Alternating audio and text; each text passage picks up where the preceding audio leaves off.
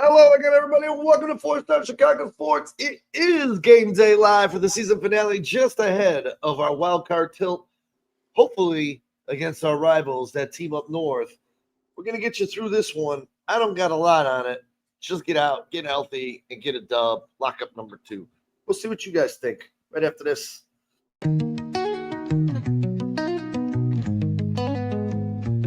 Windy City banners rocking 4 stars align. Dynasty dreams rise, Bulls in their prime. Cubs curse shattered, the victory divine. Fields be running, clock ticking on my timeline.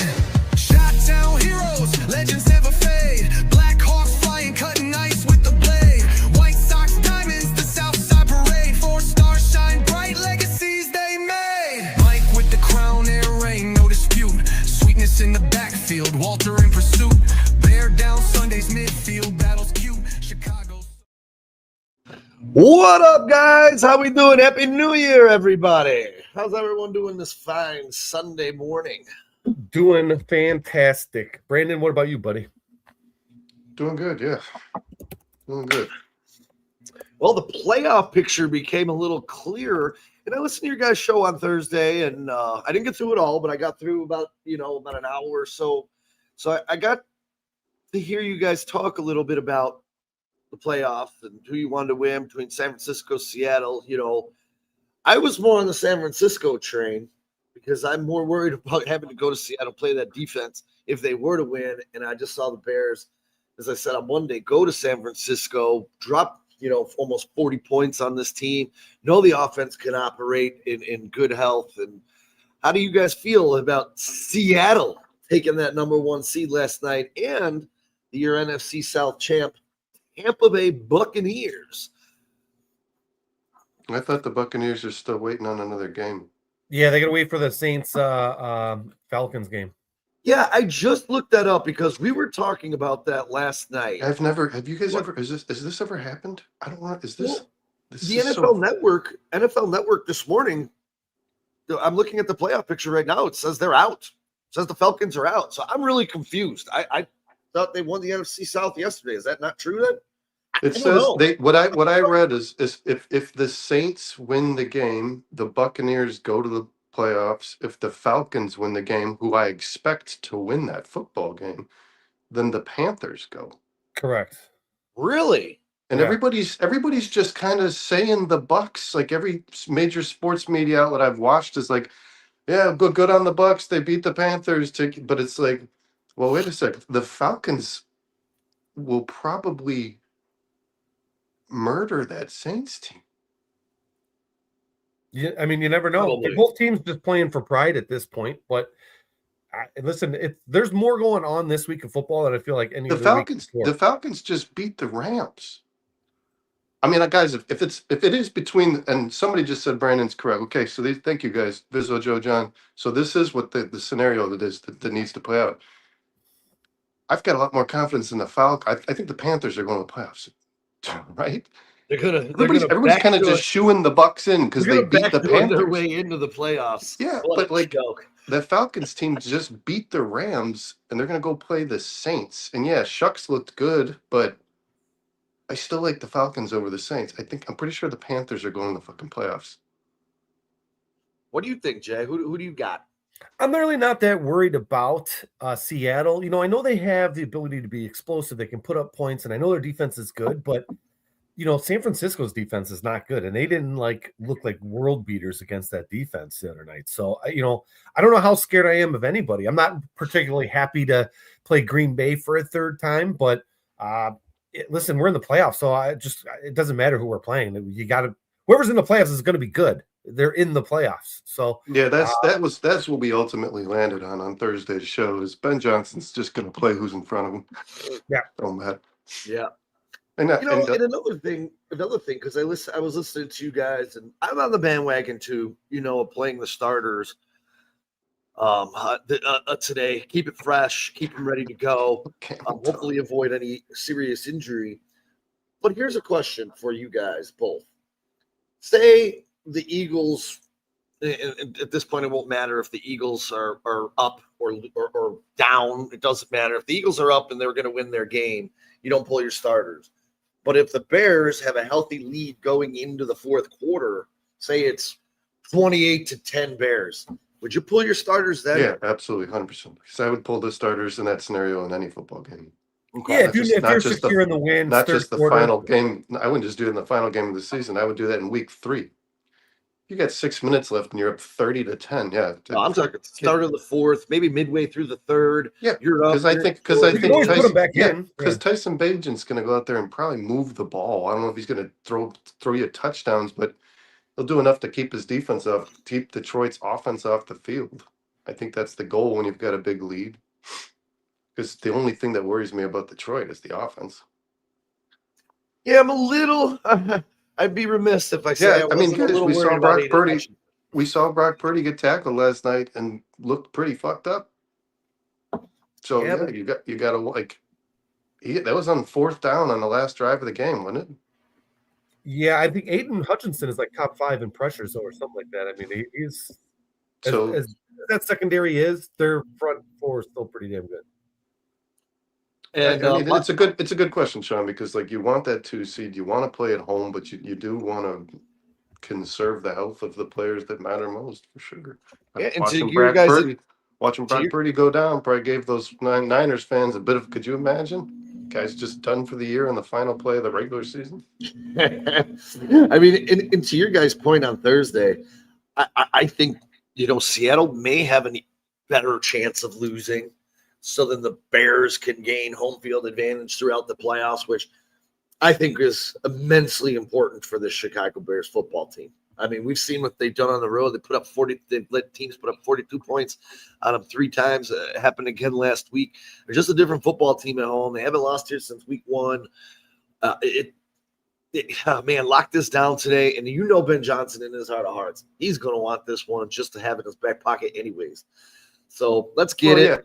Yeah. I think there was 3 major reasons why this game is important in Ben Johnson's eyes. First being he's playing his old team. He got his ass whooped in the first time they saw each other. He wants that one back.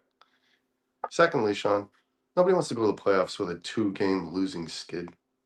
That's just you want to be holding your head high on your way into the playoffs. And third, you want the home field. You need the home field. I mean, Dennis Allen's kind of put these guys in a position where they need it because like this defense is not the same defense when they go on the road.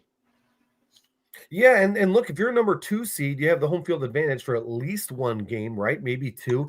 And what's more important is if the 2 1 seeds lose or go out, which we've seen happen before in the playoffs in the first round when they're back, then now you have home field advantage for the rest of the playoffs. It's a big game for sure. Mm-hmm. Yeah. And I think that's what we were saying, Sean, more is the Seahawks are the team we could see being eliminated early to make the Bears then the 1 seed in its place. To retain home field advantage throughout the playoffs. Yeah, Dustin just put no Sewell today. Sewell's out. Anzalone is out. As we were just looking backstage before we hopped on at this injury report, my guess is Amon-Ra St. Brown's going to play because he's a gamer. Yeah, he doesn't really miss games very often either. I think he wants to play. Yeah, I would assume he's going to play. He was limited. He wasn't like out. If it's up to him, he's going to play. Yeah, 100%. I mean, they're off for 6 months. Play the game.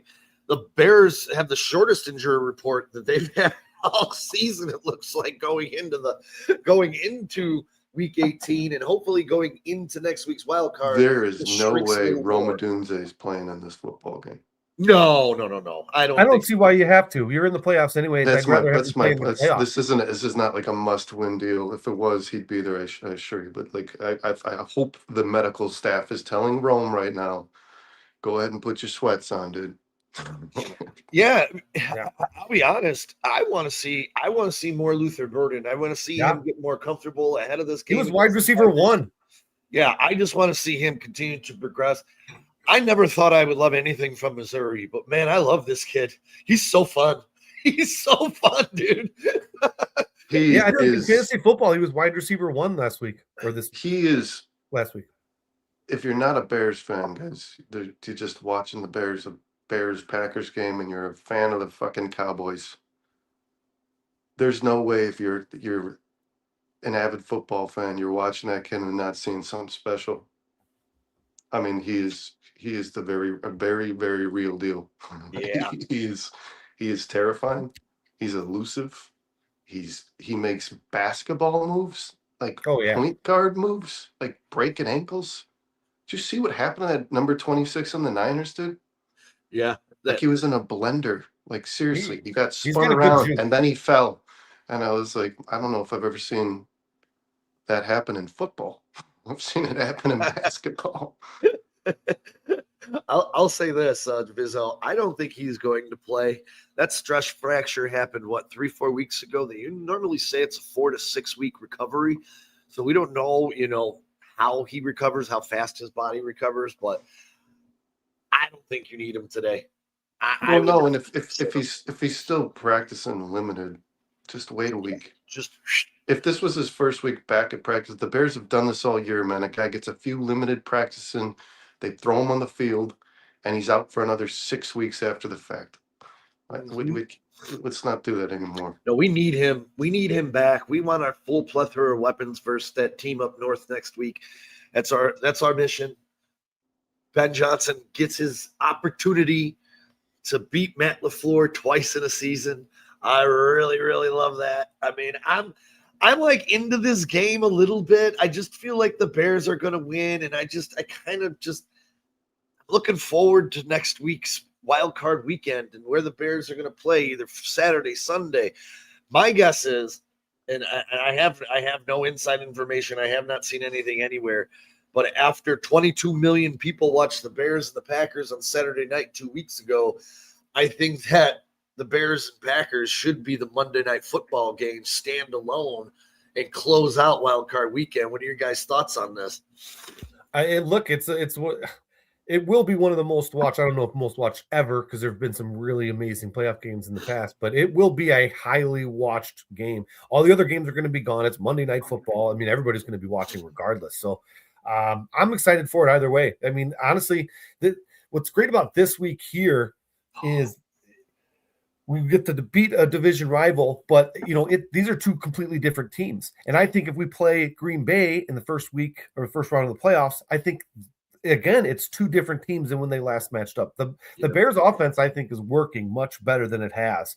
Caleb has finally, found his deep ball stroke. He's more efficient down there. We're still dropping a lot of balls. I think it's Bears have dropped like 370 yards worth of passes with drop passes, and it's like number 1 in the league or something. It's crazy, but yeah, there you go. So it's gotten better there. The running game is still pretty solid. It's just our defense that sucks. And then Green Bay, man, they're plagued with injuries too, so they're just not as good as they were before. They've got half their offense hurt, half their defense hurt, and man, I don't know. It's a strange season. We could see a renewal of the Bears' quote unquote luck going into the playoffs, which I think is pretty awesome. I think if they end up being the 2 seed, Sean, yeah, that game is going to be the game most people want to watch. And I do believe this, because this is kind of how he was at Oklahoma and USC to me, because I'm not a fan of either, but I like to watch Caleb. I think people just want to watch Caleb. Yeah. Yeah, I think that's fair to say. I think when the national games, the primetime games come on with Caleb Williams, people tune in a little more often than not because they want to watch Caleb Williams. It's a polarizing. It's magic, dude. It's exciting to watch like any team come it's back. Like watching. You remember those old Steve Young scramble play? You know what I mean? There are players, man, that you don't have that you don't root for because you don't care about the team itself, but you want to watch anyways. That's just.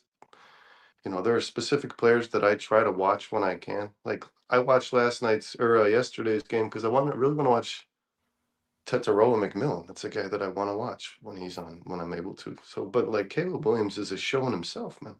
Yeah. It's the best thing on turf right now. Honestly, even if you're not a Bears fan. This guy's finding a way to win a football game in the last play. It's like almost guaranteed you're going to see that when you watch the Bears game.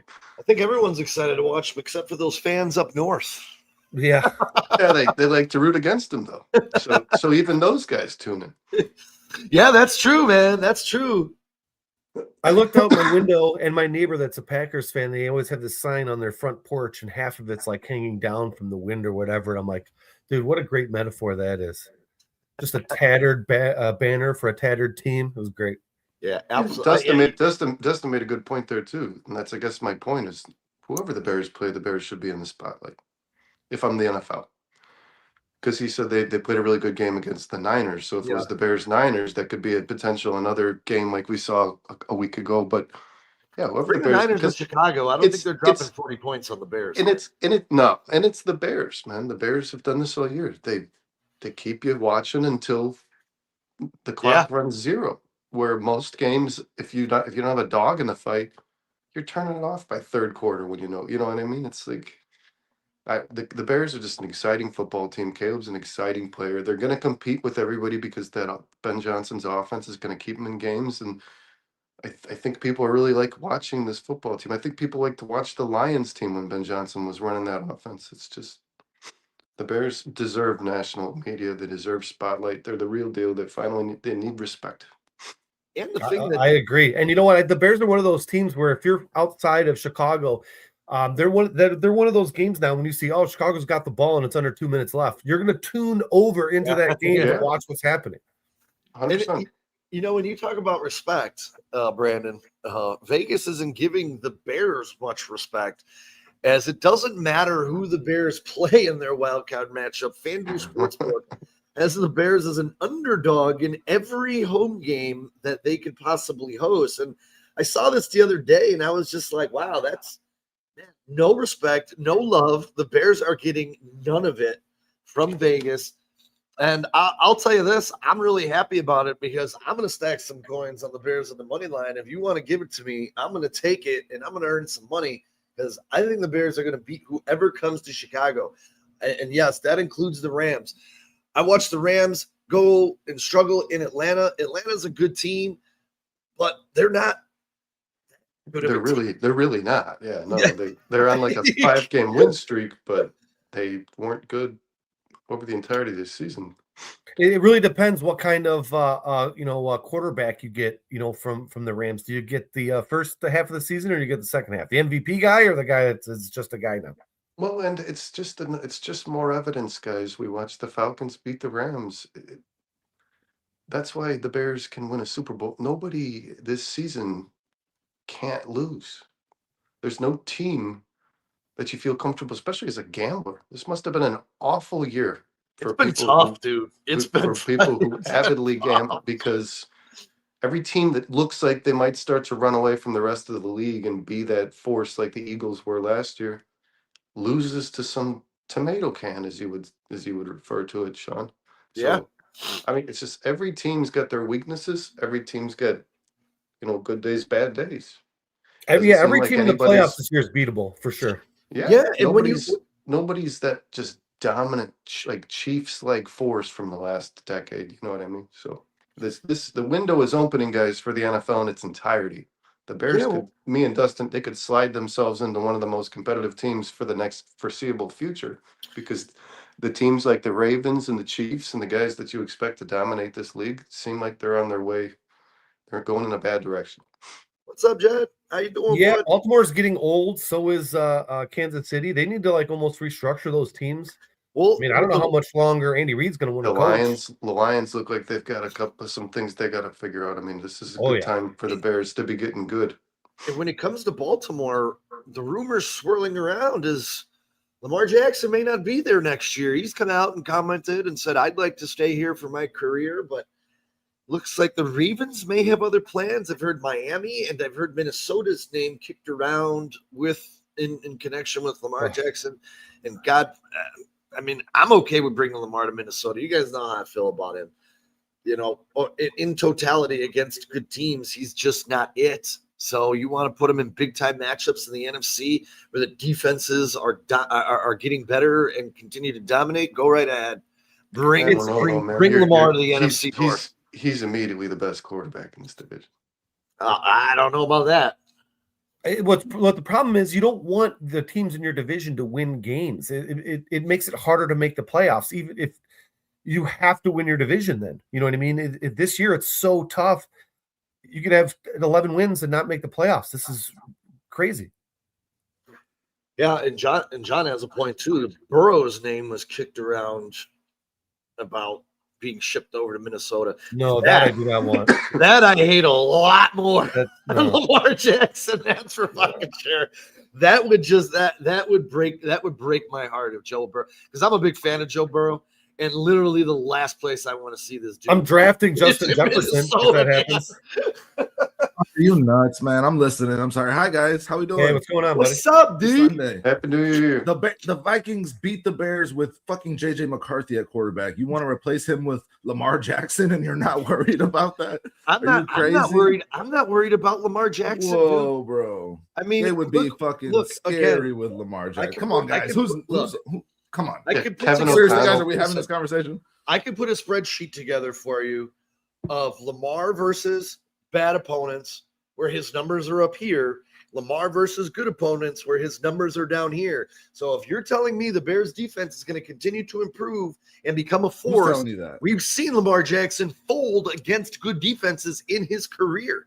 That's Okay. why he's never made it out of the Bro, second round. I think he's Put playing together tonight, a spreadsheet of Lamar Jackson compared to JJ McCarthy. Man. Like, Well, I think that's he's really playing- what we- Well, that would I be a think that- definite upgrade. A I think he's complete playing- upgrade. That would be bad for everyone in the NFC North, man. He's The got one of Vikings those are about games to today. Potentially, He does. Potentially end up 9-8, right? With JJ McCarthy and Broswell With a better and coach too. Wentz. Yeah, I mean, like, if you give Kevin O'Connell Lamar Jackson, dude, no Here, fucking I'm not way. speaking. That's- You're in Here, trouble. listen, I'm not speaking Yeah. and saying They're winning the record will be division. better. Their 100%. record will definitely be better. But as a Bears fan, I'm not worried about Lamar Jackson. Joe with this Burrow, on the other hand, defense, scares with this the crap defense out as of me. currently constructed, Sean, I'd be fucking worried. But like Jay just said, though, Sean, it makes Jay just said You've it made the best. point all It year, makes Sean. winning your division substantially Yeah, harder. and you've for made sure. you've made the point all year, Sean. We've made the point all year. This Bears defense in particular suffers harshly against running quarterbacks. You Well, know, something they Lamar have is to having do. a down year. Lamar's won MVP twice. JJ McCarthy is a bust first round pick. Like, you just can't even compare the two in terms of how that team would be. I like this conversation though. It's a fun one. I heard you guys talking about it as I was trying to jump on. I was like, oh, I got to jump in here because like if you think that you don't have to worry about Lamar Jackson if he ended up on the Vikings, God, I hope that doesn't happen. Here, What about I'm Joe speaking, Burrow? Again, I'm speaking head to Yeah. head. I'm not saying Either one. Minnesota's record wouldn't put them Right, they could win the Lamar wouldn't division make at the them hands compete of for the Lamar division, Jackson, though, Sean. but what's that? They could win the division at the hands of Lamar Jackson. I think They're they going to have to would. come through Chicago. Yeah, but they would consistently be a double-digit winning team. Lamar Jackson has that impact. No matter how he plays in the playoffs, your team's going to Yeah, have baby. a good record, and you're probably going to 100%. be in the playoffs. Yeah. I'm not arguing that fact. But Jay But makes a good I'm point. It's saying- like you're hurting the Bears' chances of winning their division. I'm if you saying add a you put quarterback. up Minnesota, and if the Bears defense continues to improve, Minnesota would probably then be better than Green Bay. If Minnesota gets a quarterback, I think they're better than Green Bay, Yeah, I agree. like that. 100%. like yeah, instantly. for sure. For sure. I really do. They have their talented offensive line. They have talented receivers, and A again, good pass rush. A really I good don't- pass rush. I just say head to head, I still think the Bears will be able to beat Minnesota head to head with Lamar Jackson. You're talking Caleb Williams. Caleb Williams is Lamar going to be a better quarterback Jackson. than Lamar Jackson. Exactly my That's fucking 100%. point. He's fact. going to, but Exactly. Lamar My would point be is the that best the quarterback. Vikings took the Bears to the wire in that last game. They beat them in the first game, and that was with JJ shitty handoff McCarthy, dude. Like that, it's just you add Lamar to that mix, that team becomes very dangerous no matter who. and Yeah, I John was just brings going up- to say this. John makes a good point. Yes, The- because Flores said goodbye. Yeah, to the Minnesota Vikings and could Presser. lose one of the most important pieces of their, Yeah. of their organization. I don't think Flores is getting a head coaching job. Ever. I don't either. But I Oh. made this point when Ben Johnson was leaving Detroit. Coaching fucking matters, and it changes the team, changes the entire dynamic. Yeah, of the yeah, way but teams- Flores has bad history with the NFL. I don't Yeah. know. If No, I he's don't stepping see to him that being a head position coach again. guys. personally. Yeah. Me I, either. it's a big risk if you're a team who's willing to even interview that guy at this point. So This is a You fun put him- conversation, though, Sean. I'm glad you brought this up. This is fun. Yeah, I'm interested in what's going to happen. I mean, look at it this way. Maybe Detroit is like, we need a quarterback, and they go after one of these guys. No, they Dude, need a if guy Detroit got coaching Lamar for him. Jackson, I said this a couple years ago when Lamar Jackson was Shoot on me the now. market. If Lamar Jackson went to Detroit, when they were like talking about when they were in the contract standoff and they were talking about Lamar Jackson being available. The Ravens were nuts then. They'd be nuts now to let Lamar go. Lamar is a top 3 quarterback in the NFL, whether you like him or not. The guy has won the MVP twice. You can win games with Lamar Jackson. Whether or not you win the big ones doesn't just come down to the quarterback, guys. It comes down to a lot of you put that guy on turf for 8 or 9 games a year? Oh, dude. It would be scary. I'm not saying it wouldn't be, but as a Bears fan, Lions got confidence in my team and my roster as it continues to grow, I think the Bears will ascend past Minnesota. Even now, if they get Joe Burrow and Justin Jefferson, now we're talking about a completely different ballgame. I think either one of those quarterbacks changing teams at this point in their career would be just criminal at the hands of the teams that control them. You would be insane to let either one of them go. And obviously, wherever they go, they're going to make a special impact if they were to go somewhere. So, like, just you don't move. Yeah, this whole in Minnesota, like, he didn't play the best game of his career last night, but look at he's a Pro Bowler. Look at the season Sam Darnold had. This idea that you can just let a quarterback go who's got you 14 wins in it is like, it's just ridiculous. And now the Vikings are saying they want a veteran quarterback in the mix. JJ McCarthy is not a guarantee to have the job next year. It's like, no shit. How did you not know this past off season? How did you not know it? And you're hearing teams all year, guys. Yeah. Rumors about Joe Burrow, Lamar Jackson. We saw it in Sam Darnold this offseason. Like, what's with the teams feeling comfortable enough to let a franchise quarterback or a guy who's at least playing at that level walk away? And cocky do you need to be? Like, just it's too much. You can't overthink these things sometimes. Yeah, because I'll tell you this: when Caleb's contract dispute comes up, they better fucking get that done soon. Oh, he's getting paid. He's getting paid soon. Yeah. Caleb, what has he got? 2 years left after this year, or 3? The 5-year deal. They can exercise the 5th year. Final year is the option, and they're not going to go there. They're going to do. And then they could franchise him. Then I think 2 more years on top. They're not going to do any of that, Jay. No, they could. Yeah, yes, I'm just saying they could. They'll probably re-sign him after next year. Yeah, well, yeah, I would imagine going into his 4th year, they'll have a contract done. Yes, the way he's playing. I love if you have it financially. If you're financially responsible and you can do it, and he's doing what he's done the second half of this season, from the start of the season through week 8, I think you start firing up contract talks right away and make him feel comfortable. It's cheaper if you do it sooner. Sign him to a 10-year deal. Yeah, just get it done. Put the money way down the road so you can build around him with defense and keep the weapons around him. Yes, 100%. That's the way these teams do it. It makes sense to do it. Well, because if he's good, the longer you wait, the more expensive he's going to be. You know exactly, because the money just keeps going up. Now the cap goes up with it, but his abilities are going to continue to go up as well. His performance. Hopefully they don't pull a PCA and offer him an embarrassing contract. Caleb's going to get a historic contract. Yeah, I don't know that they'll play around with 500 million, 600 million. I mean, it's going to be somewhere, especially since that contract's coming in 2 years. He's his own agent. Remember, guys, he doesn't have an agent. Yeah, that might change. That might change when it comes time. Isn't it him and his dad? Yeah, him and his dad. Yeah, he has he's got a lawyer that's close to him. He has I'm sure. He has a whole team full. When you're talking that kind of money, just hire a lawyer. Dude. He doesn't have an agent, but he has a fucking entourage, and each person. I'll tell you this right now: Caleb Williams could break his knee and never play football again tomorrow and be financially fine. This guy is a smart business entrepreneur outside of the game of football. He set up that investment firm. He set up his charity. I mean, this guy's got so many things going on outside the game. He's not depending on, obviously he's going to depend on this humongous contract he's going to get. But again, if he hurt himself tomorrow, this dude's still going to be financially independent. He's very, very smart, man. I like what Vizzo brought up there, guys. He says, heard rumors Stefanski or Dable OC for Lions next year. I know Brandon brought that up with Brian Dable to the Lions. I don't know. Dable would be scary. Kyle said I think Stefanski would be a lot better. Stefanski's going to get fired. He's had a terrible season. That's done. The Browns are done with him. They've already said they're moving on. And I heard Pete Carroll. It's very unlikely that the Raiders retain he's him. still one and done. Yeah. So but Stefanski in Detroit makes a lot of sense to me because of his play action and his run game, prowess. Dable, to me, guys, the Eagles have had a really rough year this year in terms of offense. They took a major step back after losing Kellen Moore.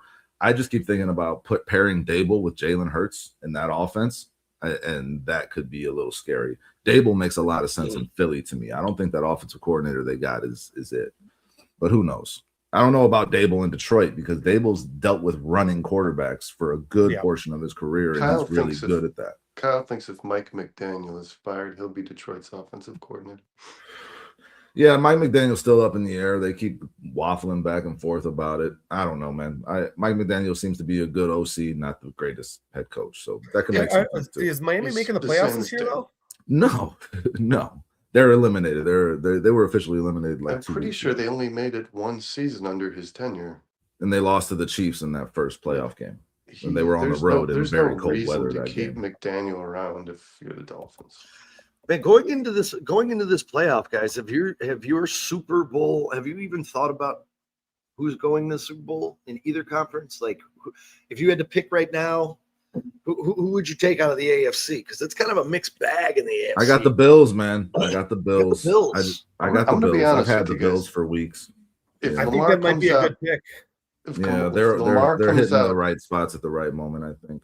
If Lamar plays in that big moment tonight and beats that Steelers team and the Ravens get in there with the Lamar firing on cylinders, I'm not discounting those guys. If you look at, there's an interesting. The Ravens are winning that game tonight. The Broncos have had like 13 scary. one-score, 1-point games. I got no trust. I got no faith in the Broncos, Jay. The Broncos have played some shitty quarterbacks. I don't know. Their defense though is terrifying. And I've watched a handful of Broncos games. They just get after you, dude. The quarterback. They just rushing get the passer. after. They're very good. Yes. Yeah. Jay, you had more to say. I think the Pats aren't that good either because look at who they played this year. They've played the easiest schedule in the last 25 years.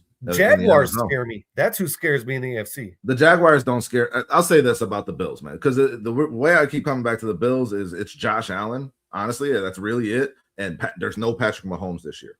Like, this is that year where this is that transitional year. This makes total sense for a guy like Josh Allen. Like, if you're going to get a Super Bowl, it's got to be this year. And he's been playing out of his fucking mind. That offense is still figuring it out. James Cook has been phenomenal. The defense is getting a little healthier. The Bills seem to be that team that's going to figure it out this playoff to me. But honestly, guys, like, anyone could win. You brought up the Broncos. They win these games, but like, I just don't have faith in them. The Jaguars have found ways to win games they shouldn't have all season. It's been a weird season in general. I'm going to go with the sure thing in Josh Allen because he's going to win one in his career. This year makes the most sense when you look at the fact that the Chiefs are out of it. There's no dominant team. Josh Allen is the ultimate X factor of these playoffs, I think.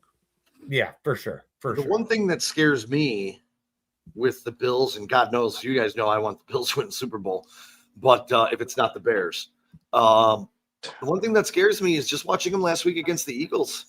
Josh Allen doesn't have a playmaker to turn to, and they need to get him a wide receiver for. They need to get him something. It hasn't been for lack of trying, guys. We'll say that. Well, they need a better scouting department because I said it. Pro and college. Yeah, it's almost criminal that this guy's going to be 30 years old. And the best receiver he's ever had is Stephon Diggs for 3 seasons, and you fail to build a wide receiver core around your stud quarterback. And these announcers are like, they've put too much on him. Like, he's going to bring everybody up. And Brandon has brought this up a lot with McDermott. Not a fan of McDermott. I think he's been a solid coach, but it's very strange when you look at these awesome quarterbacks throughout the league. They generally get paired with an offensive head coach that brings the best out of them. And then that offensive system doesn't change and you're able to maintain. Josh Allen has had McDermott his whole career, defensive head coach. The offense has changed. They haven't focused on the offense enough. They went heavy on the defense in this offseason and it hasn't worked out for them. Their defense has been bad. So it's like there's been some things that they haven't done around him. Yeah, that's true, Brandon. It's a very strange thing to see the one quarterback that is like the best in the league right now. He has never had an offensive head coach, and his offensive play calling has changed pretty consistently throughout his career. When you look at Dable being gone, and then who's the guy now, Brandon?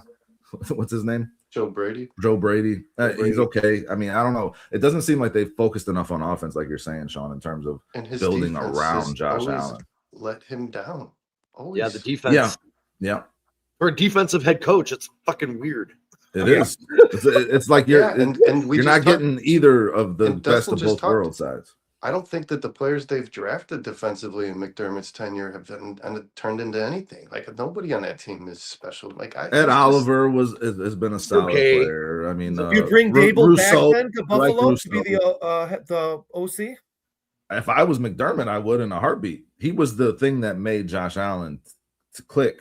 That's what happened, guys. So I mean, yeah, Joe Brady. total Joe Brady was the guy that got James Cook out of a shell. So yeah, if you brought Dable back, I mean, just keep Cook involved. That's all he's got to do in regards to try to emulate how Joe Brady found success.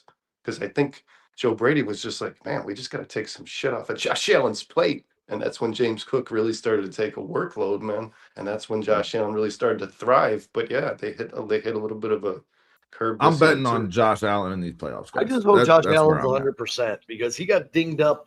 He got dinged up against the Patriots, and then he re-aggravated his injury against the Eagles, and you could kind of see him wincing and not being the same runner he was. If you take his legs away, man, that's a Sean. You know who the Bills don't want to see in the playoffs, and if they do, it's going to be a problem.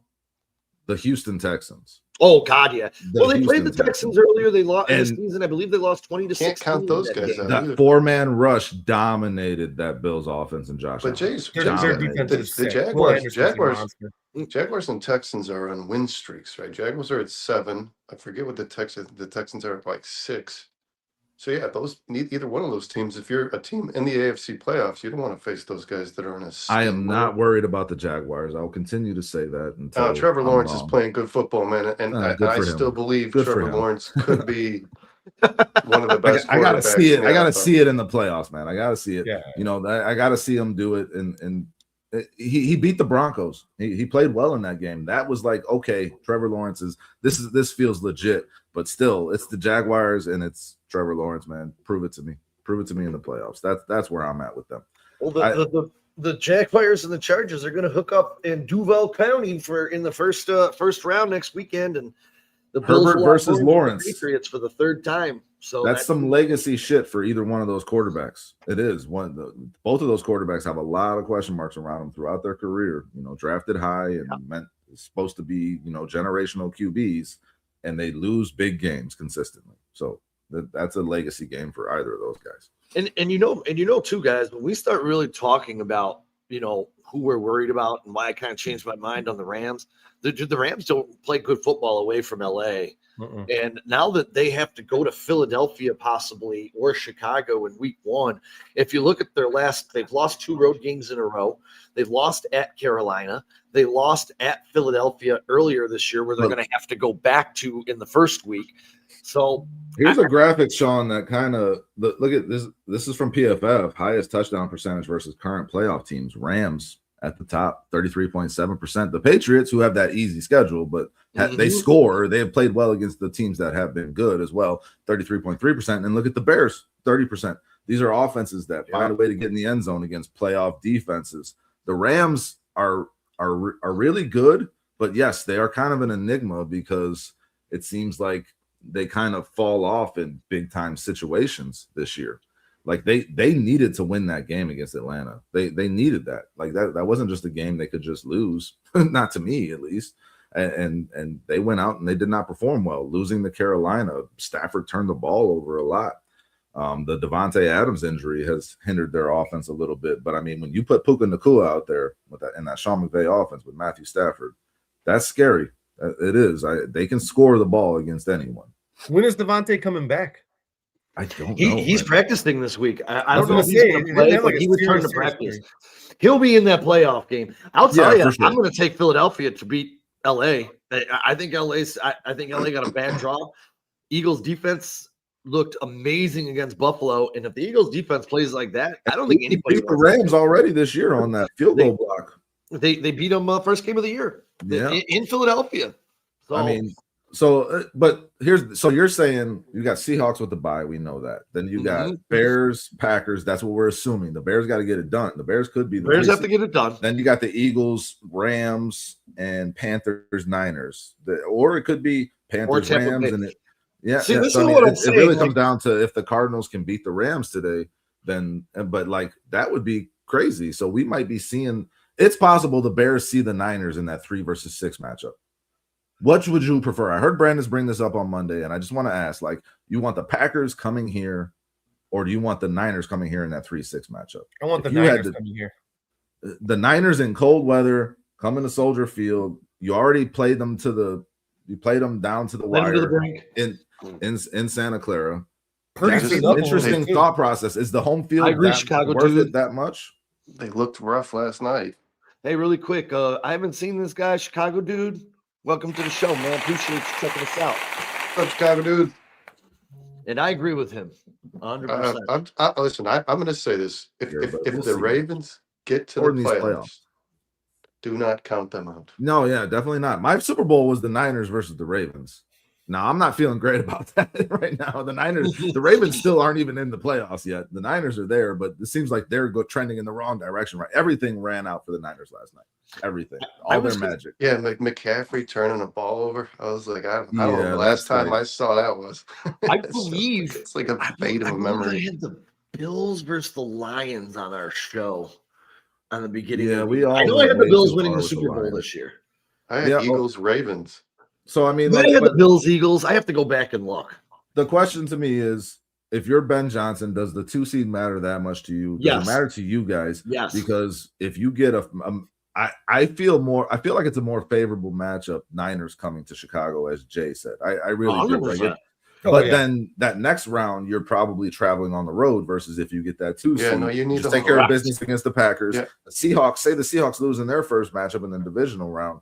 Now you could potentially have that home field throughout the entire NFC playoffs, which Caleb has the advantage with his arm against any quarterback in the NFC. And the Bears defense is like 100% better at home versus on the road. And the Bears fans getting involved. I mean, that's a factor. I guarantee it. Mm-hmm. Yeah. This home field advantage is a real thing for Chicago. And that's a big reason I don't want to go into a dome in this new stadium. The home field advantage really matters here. And Caleb has shown that he can throw in this weather. I don't want a dome for the Chicago Bears. I really don't. I want them outdoors. I think this home field advantage is a real thing, and it has been in our past. It has been. We've seen it play out that way. We haven't seen it recently, so we can forget about it. But the Bears at home for a playoff run, nobody wants to come to Chicago to play in this negative weather with the wind blowing the way it does. Nobody wants that. The Bears can use that as a huge advantage in these playoffs and in future ones. I think they want to host the Super Bowl, which is why they're going to put a dome on. Yeah, but it comes down to that. You can make it retractable. I mean, I know they said they didn't want to, but I'll tell you that rough sketch that they put out from Fort Wayne, Indiana, that they sent to the Chicago Bears. Fort Wayne. Yeah, that stadium looked the whole or surrounding around. I was like, wow, that's actually really freaking nice, dude. But it was Fort Wayne, Indiana. We'll have this discussion until the Bears make their decision or somehow break ground in Illinois somewhere. What? Yeah, you can't have an open air stadium in Gary. The smog will kill everyone. Yeah.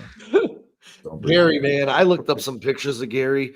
God, that would be the worst mistake the Bears have ever done. Oh, he's not incorrect either. You ever see a picture of the air above Gary? It really is a different color. You ever actually been to Gary? I've been through Gary. It just was. Yeah. Birds don't fly over Gary, Indiana. You know why? There's nothing worth shitting on. Damn. Sorry, Northern Indiana. Sorry, Gary. No, I don't want anything to do with. Sorry, Gary. So yeah, I mean, I brought it up earlier, guys. Sewell is out. I think that makes a huge difference to this Detroit offense, especially in terms of their running game. I've been of the opinion this Lions offense is still going to get off on the Bears. You guys seem pretty sure Amon-Ra is going to play. I don't know. They're playing for nothing except for pride. Like maybe the team overrides him. I know he wants to play, but if Amon-Ra don't play and we already know Sewell is out, big problem. That interior of that offensive line we already know is trash. If you don't have Sewell, you're at a huge disadvantage as Lions offense. It makes a big. You saw what Trent Williams not playing last night did for the Niners. It's the same kind of impact for Detroit with Sewell. There's an ESPN segment every week. They do this for every game. They do a preview but there's they put the preview into segments and each one has a headline. That's how they pitched on your notification. It literally said this. Can the Chicago Bears retain the 2 seed for the NFC playoffs 2025? Will Caleb Williams be the first quarterback in Chicago Bears history to throw 4,000 yards? Yes. Can the Lions finish on a good note? I mean, that's not a real personal touch. This team is that they're falling apart. They're falling apart. Yeah, the Bears just got to go out there and beat their ass. Take care of business. Do it early. Don't come out slow like they have in some of these games. In most of these games, you got to come out firing on all cylinders. And just give them no reason to want to continue to play because their season's done anyways. If you play around with them and play with your food, you're going to find yourself in a close game. And I just find myself seeing that happening when you see how this defense performs against high-powered offenses. The Sewell just keep Aiden Hutchinson off of Caleb's back and get the win, and we'll be fine for that first round of the playoffs. That's all. Yeah, you can't go in the playoffs on a 2-game losing streak. You just cannot. Notorious is on one today.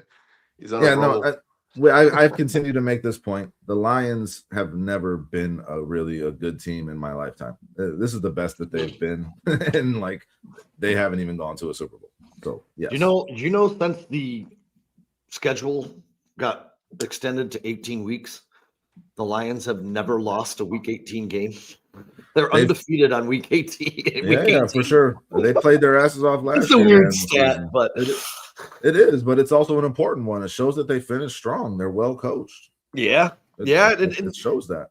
It's going to be interesting. It's just going to be interesting for the Bears just to figure out a way to get out of this game without two people killing you, one being Gibbs and the other one being Hutchinson. Control Hutchinson and somehow have some competency in the run game, and don't let Gibbs do what CMC did to you last week and just absolutely ruin the game for you. Yeah, that's the biggest concern, Sean. Yeah, but no Aline McNeil for the Lions. That is also true. You can run all over them potentially. The Bears have a lot of things set up in their favor in this game. And I mean, if you get the run game going, then you work the play action, and that's where we know Caleb is at his best in terms of hitting that deep ball. Do you guys think he gets the 270 he needs to hit the 4K? I don't know if you guys talked about that already on this show. Oh, it's very possible. I think once he hits 70 yards or 200 yards, I think the entire team is going to rally behind that. All right, let's especially if you're up already, fuck it, let's just throw it and see what happens, But if you're I want him to make a push game, I think Ben would design this game, and I hope that he would, and that you could try to get yourself to establish a lead early to where you can just kind of let Caleb rip it. Well, yeah, Brandon, what you said earlier, the perfect thing would be, or Sean, I think maybe you brought it up or whatever. 6 minutes left, we're up 28-10. Just sit all the starters and that's the thing. That's counterintuitive to how I think, guys. Because if the Bears get up big, Caleb ain't hitting it. I think this needs to be a close game. Yeah, I agree. This needs to be a close game for Caleb to have a chance. If they get up big, they're gonna pull people. They're gonna run the ball, control the clock. You need to be back and forth kind of game in order for Caleb to hit it. I think 34-24, guys. Ben is not gonna listen. They're not pulling starters. I don't know about that. I'm just saying, your game plan changes if you're up big. You don't want to be throwing the ball, giving them a chance to get back in the game when you've secured the number 2 seed. You just don't. I said they should pull starters with the lead. I don't think Ben will. I was asked that question is, should they? And I said yes. Will Ben Johnson pull starting players from this football game? Absolutely not. Whether or not they're still on the field, Brandon, all I'm saying is if you have a lead, you are not throwing the ball enough to get 300 yards for Caleb Williams. You need to be in a close game for that. The good, better, best thing matters on weeks like this too. You got to be your best, and it takes playing football against NFL teams. You're gonna have them out there for 4 quarters. Good, better, best. We ain't best yet. I agree. All I'm saying is the situation will dictate if Caleb can hit that mark, and if it's a beatdown, I don't think that they're letting it fling like that. I just don't. Yep, 270, Tom. That's what they need. So I mean, but I think it's a close game. I think it's 34-24. I think the Bears get a later field goal. I think that you need Caleb to throw in this game, and the way that secondary is looking for Detroit, I think you can take advantage of them. Decimated. Over the top. Yeah, it's just I don't know who the backups are. He might get pretty close in the first half. I think he's going to. I think they're going to try and come out slinging. I mean, the temperature. I'm looking at the weather. It's going to get a little bit warmer towards game time. 27, 30 degrees somewhere. Yeah, in it's going to be in the 30s. It's not like it was against Green Bay, So, but Caleb is showing that he can throw in all that shit. So it don't matter. At the end of the day, Caleb can rip through any kind of weather with those throws. That would suck. Yeah, that'd be like a Sign. real Walter Payton Super Bowl type of moment, wouldn't it? Like if they You Oh, think yeah. you would get right you would there. think you would think if like he got there and there was time to play, even the Lions would be like, I throw a 1 yard or two, like throw Yeah. a screen pass. Like, usually in those moments, was it Brett Favre who like collapsed for Michael Strahan to get the record? Like in Yep. those moments, other teams even aid in those things. Scottish is confident that the Bears destroy the Lions today. I just So am don't I, have enough Scottish. confidence in that defense, guys. The It's not defense even is much about the better at Bears home. for me. It's about the Lions. They're falling apart. They lost their team. The guys are injured. They don't want to play for the coaches. They don't believe the coaches. They lost the coach they love the most. Like that team is the good old Lions, back to what they used to be. I'm not ready to throw in the towel on them yet. I think that if they make a couple of right moves, I think the Lions can be right back Like in a it. play Their caller? offense- Yeah, Yeah, they need their an offense offensive is- coordinator. They need an they're offensive coordinator. very potent. And That very Tesla young. guy talent is on going the to get field. better. That they got weapons, guys. They got weapons. That offensive line can still be improved too, and you know they're going to focus on the interior of that offensive line in this offseason. The Yeah, Lions they aren't have. going nowhere. This NFC North is going to continue to be tough for the coming years. And you were talking about the I could potential see for the Dan Vikings Campbell to make a being change at fired in quarterback. 2 years. I could see Dan Campbell losing his job in 2 years from now. I think that Lions team could be on its way to a Yeah, better place. Steve, we know the Packers. They need the rest. So yeah, good for them. Yeah, they Nothing to are. gain or lose. I think I saw somewhere someone wrote it in the chat or something that Well, this game has no meaning for the Packers. They're 7th seed no matter what. So Yeah, they're locked in. Yeah, They're Malik locked Willis in. isn't even playing. They're playing their Yeah. third string quarterback. yeah, Yeah, Well, what's good for Steve is that they'll get to rest Micah Parsons, and then no, sorry, never mind. There's no Micah Parsons ain't coming back. It's Tucker Kraft. You can rest him, and then no, sorry, actually, no, Tucker sorry, Kraft's not coming back either. You're Yeah, kind that's of a dick move. and I mind you guys to remember, dude, Jared Goff did come here a couple times in cold weather and drop some points and some passing yards on he the has. Bears. So Yeah. I know his history doesn't say he could do it, but this defense can be had. And if Amon-Ra's out there, Jameson Williams over the top, or even Gibbs just stuffing it up our ass, dude. I'm worried about this Lions offense. Me I'm too. worried about this Lions offense. Me I just too. am.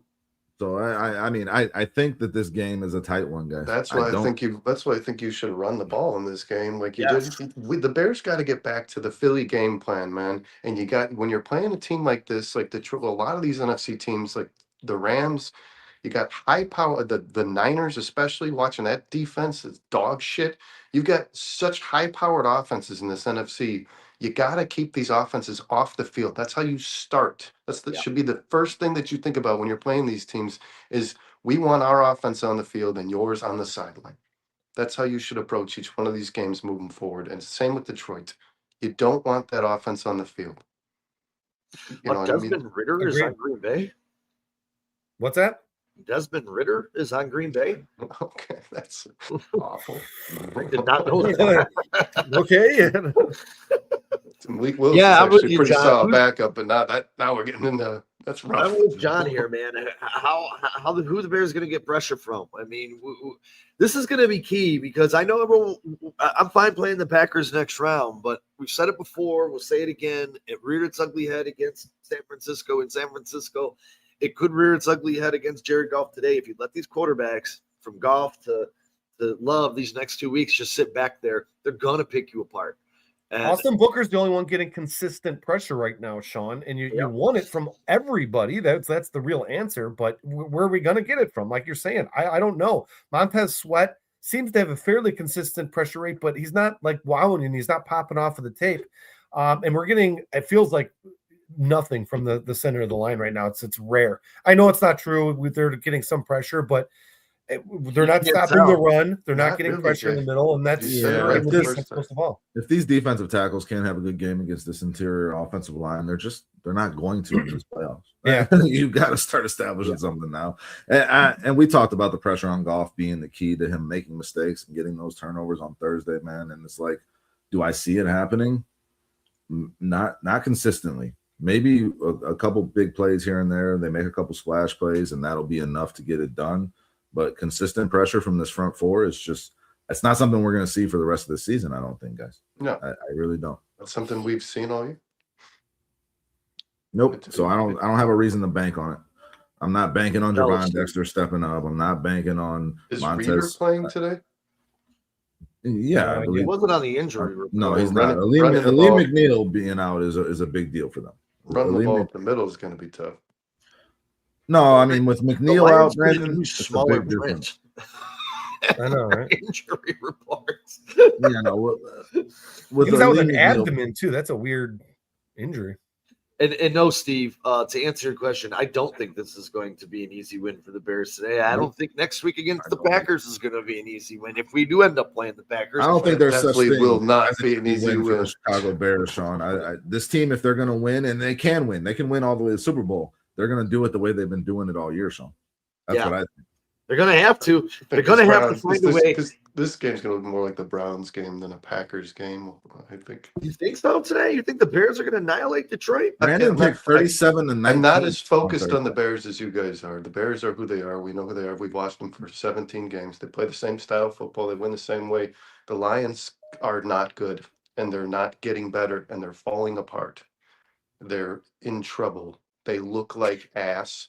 Jared Brandon, Goff you just heard needed the Sean stat that they have not lost the last game of the season. They finished strong. That's irrelevant to me. There's probably many teams that have the same stat. I doubt that, honestly. The Chiefs probably have the same statistic. Scottish agrees with you, man. I mean, listen, they might be ready to pack it in. Like I said, I think the key is coming out strong to start the game, getting on top of them quick, and not giving them a reason to think they can stay in the game. And because like the incentive's not there for them. If you just beat them down early, then yes, you're right, Brandon, that it won't be a close game. But if you make mistakes, you start the game with 3 and outs, which this Bears offense tends to do pretty consistently. You let Jahmyr Gibbs get off in the run game, which we saw Christian McCaffrey, who was averaging 3.5 yards per carry all season, averaged damn near 6 yards per carry against the Chicago Bears last week. Like there's some things that play into the Lions' favor in this game that I just don't think you can ignore just strictly based on the fact that the Bears are in the playoffs and the Lions are not. It's a divisional game. Dan Campbell wants to beat Ben Johnson. Ben Johnson wants to beat Dan Campbell. There's going to be competitiveness today throughout the game, I think, down to the wire. There's going to be a handful of terminations in the Detroit organization tomorrow morning.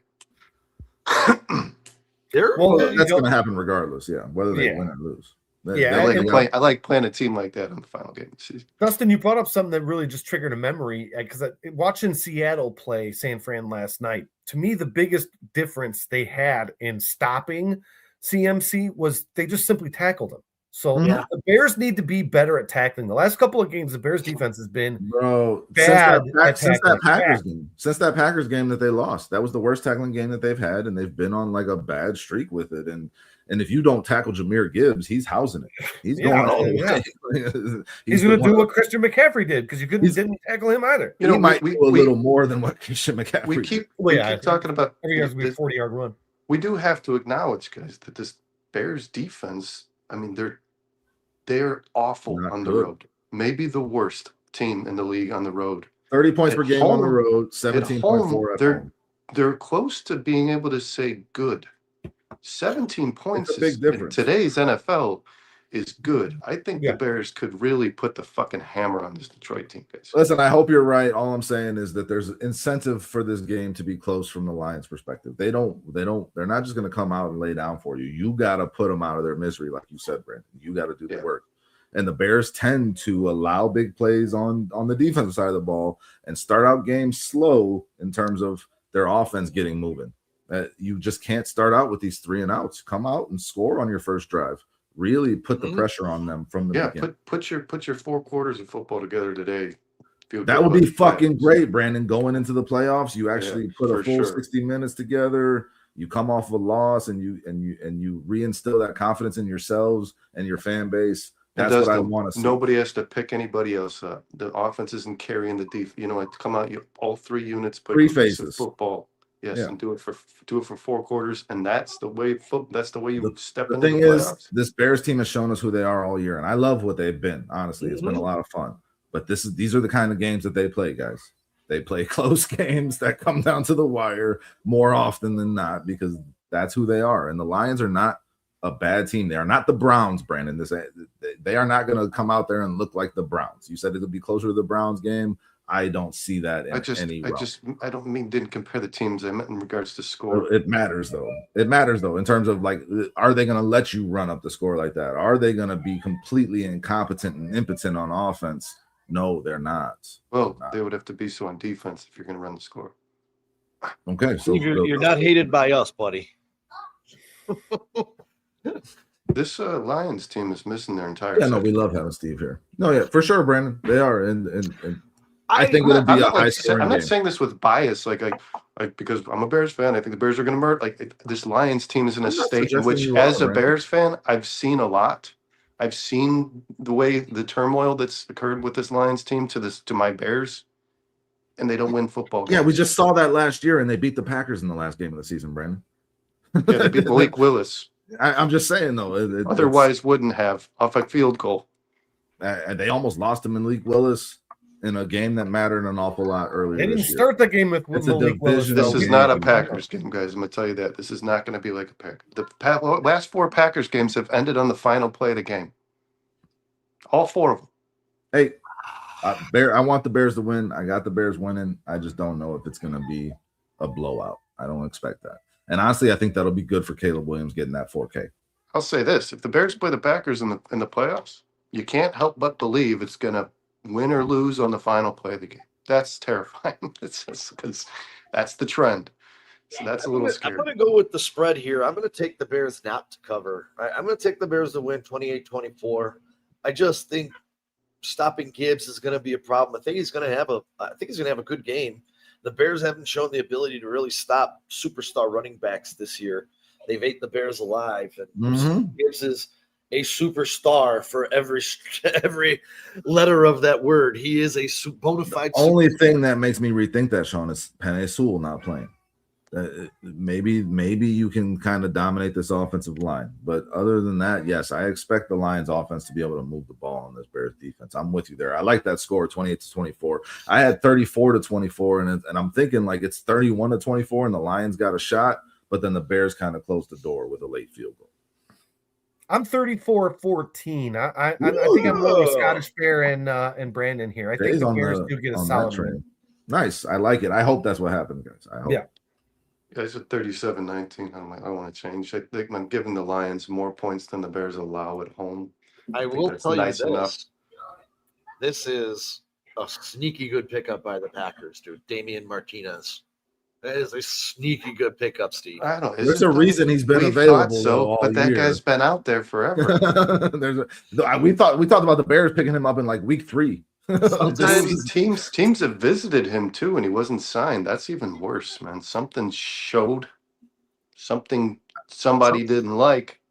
I don't think he makes an impact for the Packers at all. I don't think he. I think so. Well, he's got to play. Diggs. Yeah. I don't know that happens though. As well. Yeah, I agree with you there, Sean. I mean, is that a sign? Is that a sign picking up Damian Martinez that Josh Jacobs is worried going into the season or going into the postseason? Well, they're all injured, aren't they? I think Josh Jacobs is always on the injury report, but maybe that's a good point, Sean. Maybe it's like, hey, we think Josh Jacobs is going to be okay. Let's pick up just in case. Yeah, I think Wilson was nursing an injury. I think they put Lloyd on IR. They had a guy named Brooks. That everybody's been injured in that Packers backfield. John's got to listen. I wish I felt that way. I think the Me Bears. too. I think the Bears played really well last year in terms of an offense. But I'm not giving the Lions less than the Bears allow. The Bears allow 17 points at home. I gave the Lions 19. I don't see them getting the Lions offense is definitely lethal. Home or away, this Bears defense is not good, guys. They're much better at home, clearly, but like they're still not good. So I don't know. I see this Lions offense putting up some points. Yeah, I just said 54-24 Bears. I love it. 54. I mean, they gave up 28 to the Steelers at home. Man, they gave up 20 to the Giants at home, for the love of Christ. I don't know. I'm sticking 28-24 Bears. I don't know that the defense can. I think they take the ball away like 4 times in this game. I hope so. John, you got to get the pressure to do that. You got to get the pressure on Goff to do that. Well, the Lions just turned the ball over 5 times, and they're like, I'm telling you guys, the state of this Lions team is being understated. Well, again, the Vikings defense got after Goff in that game in a major Well, way. he also dropped the ball twice, and Gibbs did as well. And two, Dropped, not forced fumbled, dropped. if you look at it last week against the Niners when Trent Williams got out, yeah, Austin Booker was getting pressure, but the pressure wasn't effective because the middle of the line was ineffective. He's coming off the edge. All he's doing is taking 2 steps forward because the pocket's been cleared and making his throws. And I have a fear that could happen again today. I just do. Gervon Dexter would be a big part of that, Sean. Yeah, it'd be nice to see Dexter. I said it on Monday. Gervon Dexter's been a huge disappointment down the stretch for me for the Chicago Bears. I agree. He's got 5.5, 6 sacks. He's one of the top leading sackers at the position. But those sacks came in the beginning of the freaking year. This guy has been on a milk carton for the last month. Like, where are you, dude? Like, come on, man. Like, Harry, you guys know this would be a good day. This would be a good day for him to make a statement. Yes, I've had this dude's back, but I'll tell you, when the Bears needed it the most against San Francisco, this guy was just a non-factor. And I'm not Billings counting in the center or next to him has been ineffective. It's time to not bring that guy back either. I did like his hustle. Billings has honestly stood out to me in a positive way. Billings has done well, yeah. Billings has stood out. Grady Jarrett has looked the most. Yeah, Grady Jarrett put his best month of football together. It's like, and that center is so important because you'll get Jared Goff to move laterally, and you were which wondering, he's not good at. That's what you want, and you don't need to sack from the guy. Just get penetration. That's it. Make him not be able to step up in the pocket. Yeah, I was wondering what kind of impact a Grady Jarrett could have on a young Gervon Dexter, and it doesn't seem like there's been any. Well, Shamar was showing some, little flashes here or there because they were playing him mostly on the inside. But then the injury took him out. So I don't know what that kid's got to offer us next year. But I hope it's something because we need it. Well, Bears are going to take care of business today regardless. They got to maybe DA's held a couple tricks in his pocket. He's going to dial up some things that we haven't seen yet. I don't know. I'd rather him not do that and just hold those little secrets for Green Bay next week. But I mean, as we've talked about, man, on Monday, you guys talked about it on Thursday. We're talking about it again today. That home field for the Bears is super, super important because I'll tell you, if the Eagles end up going to or the Rams end up going to Seattle, I don't know that Seattle can win either of those games. And I know Seattle had that big comeback against the Rams. Rams blew that lead in Seattle a couple of weeks ago. I don't know, man. Seattle's offense should have had a lot more points last night. Should have. I do want to say this too, guys. In regards to this game, they're stagnant on offense.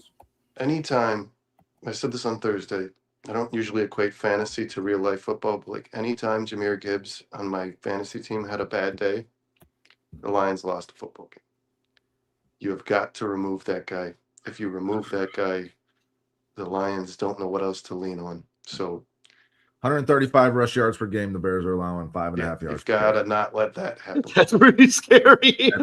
Those are bottom 5 numbers in the league, guys. Hey, the kicking game for the home field is really important too, because believe it or not, we may not love Cairo Santos, but he's actually pretty damn good. He's better than anybody else in that win.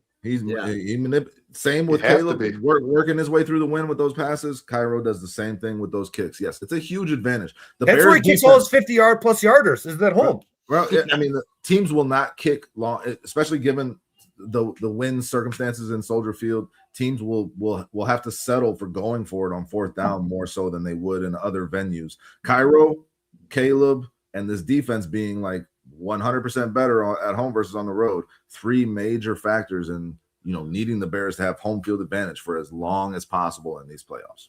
Period. Does Tremaine Edmonds guys get back to the possible? I mean, he was playing some really good football. Gentlemen, I gotta go.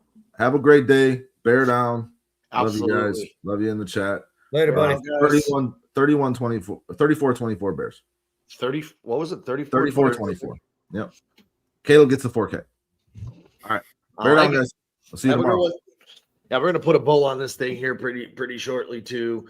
I wish Dustin would have had another minute here, but these are the 4 games since they expanded 37-30, 20-16, all division games. Lions are undefeated. That all inside, obviously. Actually, I think they might have been in Green Bay in that 2016. I don't know who was home or not, but they finished strong, and I'm not going to go into this game too worried. I personally think the Lions are going to put up some points, and then just because of the rivalry between Ben and the Lions and him wanting to win this game, I think the Lions are going to put their best foot forward. And we're talking a lot about Gibbs, but we can't forget about Monty, that battering ram right up the center. They're going to try. I personally think they'll try and use that to their advantage, especially seeing how the Bears have been weak up the middle. They'll punch it a few times with Montgomery and then give it to Gibbs on the outside. Next thing you know, he's taking it to the house. They have points on the board. So I don't think the Lions win, but I personally do, and a lot of people in the chat don't. Brandon, you don't. Jason, you don't. I think it's going to be a competitive game, and I hope you guys are right. I would like to, be knitting a sweater come halftime and not having to pay attention to the Bears holding on to a second seed, trying to win the second seed. So I hope you guys are right, man. I hope they come out. I hope they fucking thump them right out. Maybe get up 14-0 early. You get that turnover. You open up with a strong drive, get into the end zone. Then, you get some pressure and force a turnover and set yourself up and you're off. I hope. I got my fingers crossed. I hope that's how it goes, but we'll see. I think Jared Goff has multiple games against the Bears with like 3 interceptions. I could be wrong, but I'm pretty sure in his time in Detroit, he's done that like twice. I think this is a game where the Bears are able to get after the ball, take the ball away.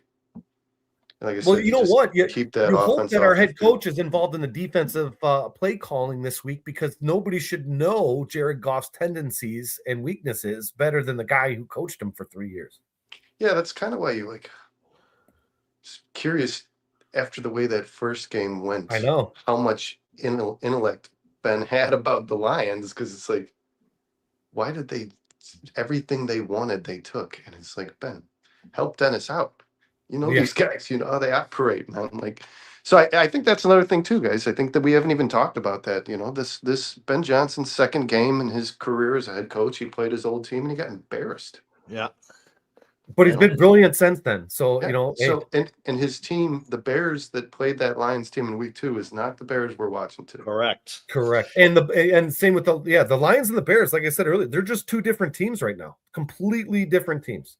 Yeah, because the Lions that I saw in week 2 is not the Lions I anticipate I'm going to watch today either. No. They just haven't looked that way. They gave the ball away like it was the religion last week. I mean, honestly, every time the Lions hit a ball, they dropped it. Or Jared threw it away. They're just they're that organization that's in that state, man, that as Bears fans we should all be too familiar with. It just doesn't look good. Yeah, and Lions fans are familiar with it as well, though. Speaking of different changes from last time, you had Loveland 1 target, 0 catches, Burden 2 targets, 1 catch, 5 yards. Trapilla was a healthy scratch. Manungai had 7 carries for 28 yards. This is going to be, they were all significant non-factors in that game. Yeah. And that's going to be the exact opposite of what we see today. I'm going to go, if I can use one of your Jason White Sox terms, my pick to click is going to be none other than number 10, Luther Burden. I think he's healthy. I think he goes off. That Lions secondary is banged up. I think everybody in that secondary is on IR already. This could be the Luther Burden game. Yeah. What sucks is I'm trying to get his cards right now, and fuck, man, they went up like $30 after that fucking game last week. Really? He's expensive right now, dude. And if he goes off again, he might price himself out of my range. Hey, Dante joined the chat, and then Flex Diggs actually brings up Dante's guy, Jade Walker. Could have a good game too. Yeah. I mean, there is still no Rome in this game, so you're going to be looking other places. And Dante, we got to get him a game ball for the 2025 season with Jade Walker. Oh yeah, that might be the call of the year. Calls. Yeah, on 4 stars. Yeah, that's a good point though, Sean. You made a really good point because I haven't even wrapped my head around that. When Ben Johnson played this Lions team last time, he hadn't even rolled these rookies on. He had no package installed. They were in no way, shape, or form involved in that football game. I mean, this Burton Bears didn't even team, play in the whole preseason. He didn't he was yeah, like whatever this the is contract or injury or whatever the hell it was. you were Same with facing a different Colson Loveland. offense. You're Calvin Shepard drawing up a game plan. I wouldn't be paying attention too much to that week 2 game because No. this is a different team. Caleb looks like a different quarterback. You know, they understand the system a lot Swift looks more. better. Yeah, And you want to know the truth? I would like to see how the Bears do. I mean, one of the things I'm going to be watching in huge, like focused completely on is what they do against Aiden Hutchinson.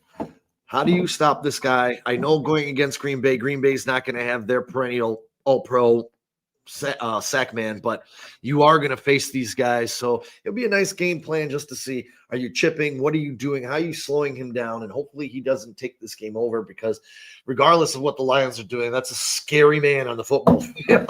And the Bears offensive line also has gotten much better and improved in both the run and pass game. So, I mean, we really just can't stress enough how much better the Bears team is in week 18 than they were in week 2.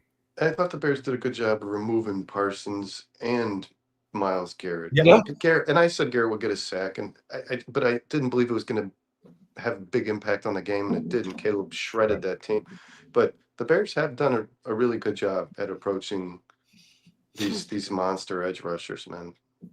Yeah, for Parsons, the game he was in, 7 pressures and only 1 sack. But again, to me, that's a lot to do with Caleb's elusiveness, getting out of the pocket and avoiding those because Parsons was hunting, man. He was hunting that first game against the Bears, 7 pressures, but that's what he does. So yeah, and it's you guys like that. You just a sack from a guy like that is a good day, man.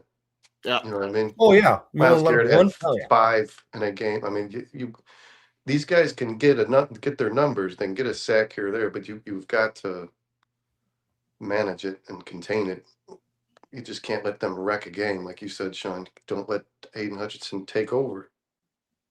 Yeah, you want it to be like a coverage sack where, like, damn, there's just nobody downfield and took too long and he got a sack. You don't want him getting constant pressure, breaking through the line.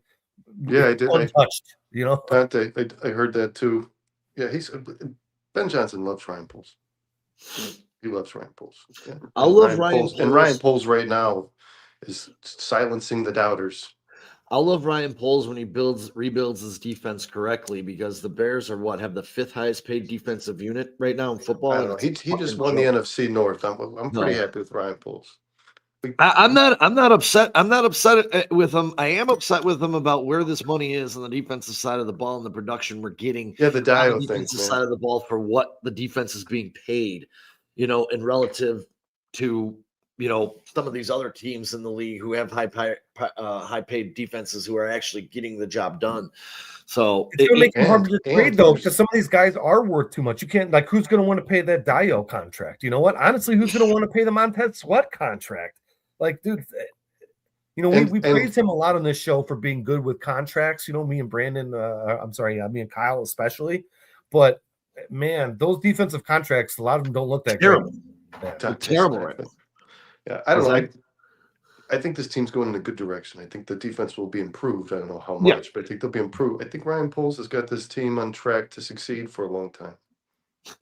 he hired Ben Johnson, and that did it, guys. But Paul says, just don't let Poles draft in the 3rd round. Yeah. He's pretty bad in that round. Hopefully, hey guys, all I can say is win, lose, or draw. It would suck if the Bears ended up with the 3rd seed, but if they end up with the 2 seed, 3rd seed, whatever. When we started this 4 months ago, we weren't thinking the Bears would even be in this conversation. So no matter what happens for the rest of the season, as a Chicago Bears fan, myself, speaking solely for myself, I am extremely happy with the progression I've seen. I know that this defense needs some help in this offseason, and a couple of key guys that they could sign could change the defense and help some of the guys that are currently here. Getting Kyler Gordon back for an entire season would help the Bears immensely. Hopefully we can see him in the playoffs. But my point is, I don't care what happens the rest of the season. The only thing that would bother me this season is losing to that team up north and having them end our season. Outside of that, God damn, I am so excited for this off season and to get back to July and get into training camp and see the Bears build on this success and become the juggernaut in the NFL that I think they're heading in. I think they're heading in that direction. So I'm super happy, man. I really am. Like they've made Sundays fun again. They've just made Sundays fun again, dude. They made Mondays fun again, dude. The day after. And to me, guys, they've made a Super Bowl feel very real. It's very real. It's plausible now. They could be, and go heading in the right direction for sure. They've got the coach, they've got the piece. Like if Caleb suffers an injury week 1 next year, you can't take the season for granted. Yeah, you've got to go try to get a Super Bowl. There's no guarantees you're going to be the king of the North again next year. You got to get this done. If I have Ben Johnson, I can taste it, and I'm doing everything it takes. Because you don't know what happens after this. You just don't. You never do. It's a good point, Dante, but I think we're just saying it's the contracts. You know what I mean? Like, and to be honest with you, I wasn't mad at the contract that they signed with Montez Sweat, because at the time he was just coming off. He led 2 different teams in sacks. I mean, he was okay, great. But the Dio, I thought might get good pressure, but we did have questions about the Dio signing at the beginning of the year. Like, hey man, we basically. He's the same guy that we're replacing or let go. Like, it didn't make any sense. Austin Booker, wish he would have played a little bit more, because it seems like he's actually developing into an actual edge rusher. Maybe the one that, is probably the best on the team right now. And then who else? Brian Robinson. They don't have anybody else. Yeah, they're thin. We talked about this, man. We got to do what we did to the offensive line to this defensive line next season. It's just what you got to do. Yep. You got to flip it. You got to figure out something. I mean, hopefully, their defense in this draft, and they get a couple of hits like they did out of this draft on the offensive side of the ball. And Dante, I would have actually kicked the tires on Matthew Judon. He actually, speaking of Matthew Judon, just got called up from the practice squad, and he's starting today for the Buffalo Bills. So hopefully the Bills will get a little pass rush generated from Matthew Judon. But I'm kind of with Jay here, man. You have the 5th highest. I think it's the 5th highest paid defense in football. I know they're really high up there, and you're not getting 5th highest paid production. And correct. That's my problem. Yeah. Yeah. Hopefully they can fix that this offseason. But in no way, shape, or form am I disappointed in the last 4 months of watching this team develop. As a Cub fan, I use this analogy, going back, watching 2024, them lose in the NLCS, going 2015, watching them lose in the NLCS, but you saw it. You said, man, this team's got a real shot at actually breaking this curse. And then 2016 happens.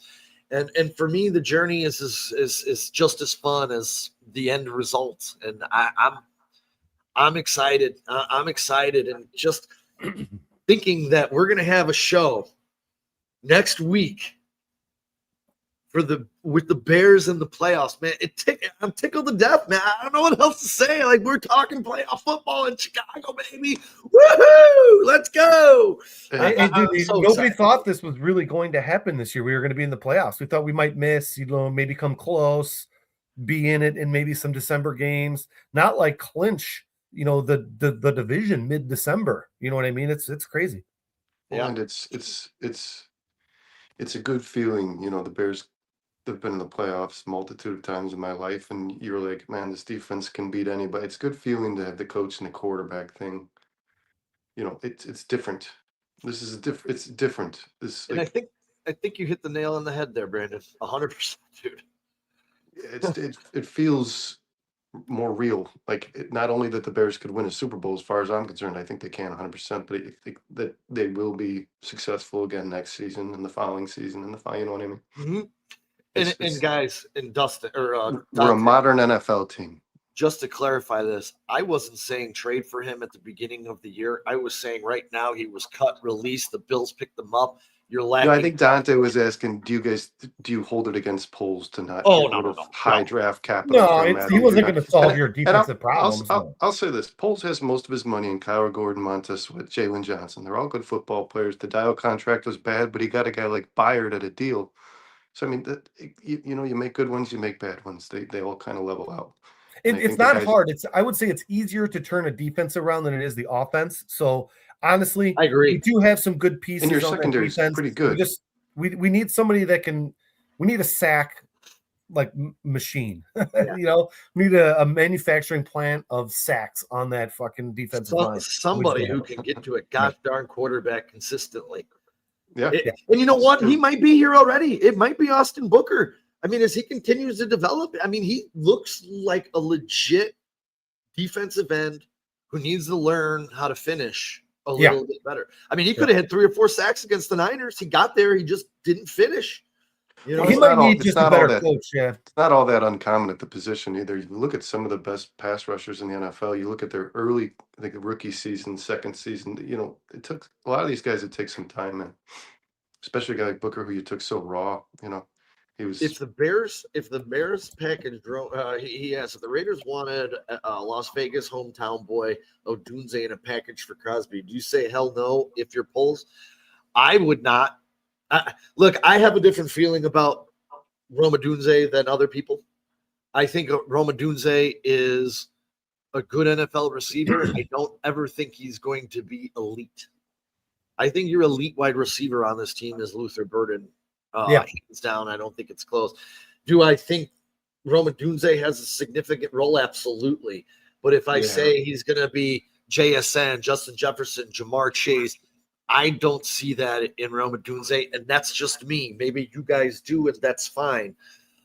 He's more of like a Mike Evans. He's not going to get you like 1,800 yards every year, but he's a guy that could conceivably get you 1,000, 1,100 yards, 8 touchdowns, 10 touchdowns. Nothing crazy. Yeah, I don't want to break my image. No matter what way I look at it, DJ Moore is the guy I leave out. I'm not. I agree. I'd tell the Raiders, you get more, you get nothing, because I just keep seeing it this way, guys. It's Colston Loveland, Luther Burden, Rome Odunze, and that's what it is. I think that's your future. I'm with you, man. It's going to save you a bunch of money. These guys are young.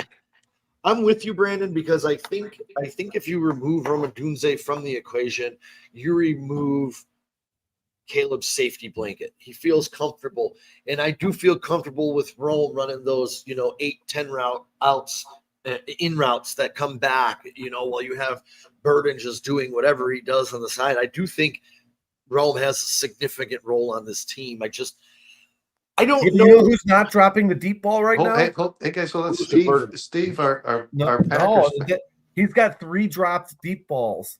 DJ Moore has 0 dropped deep balls this year.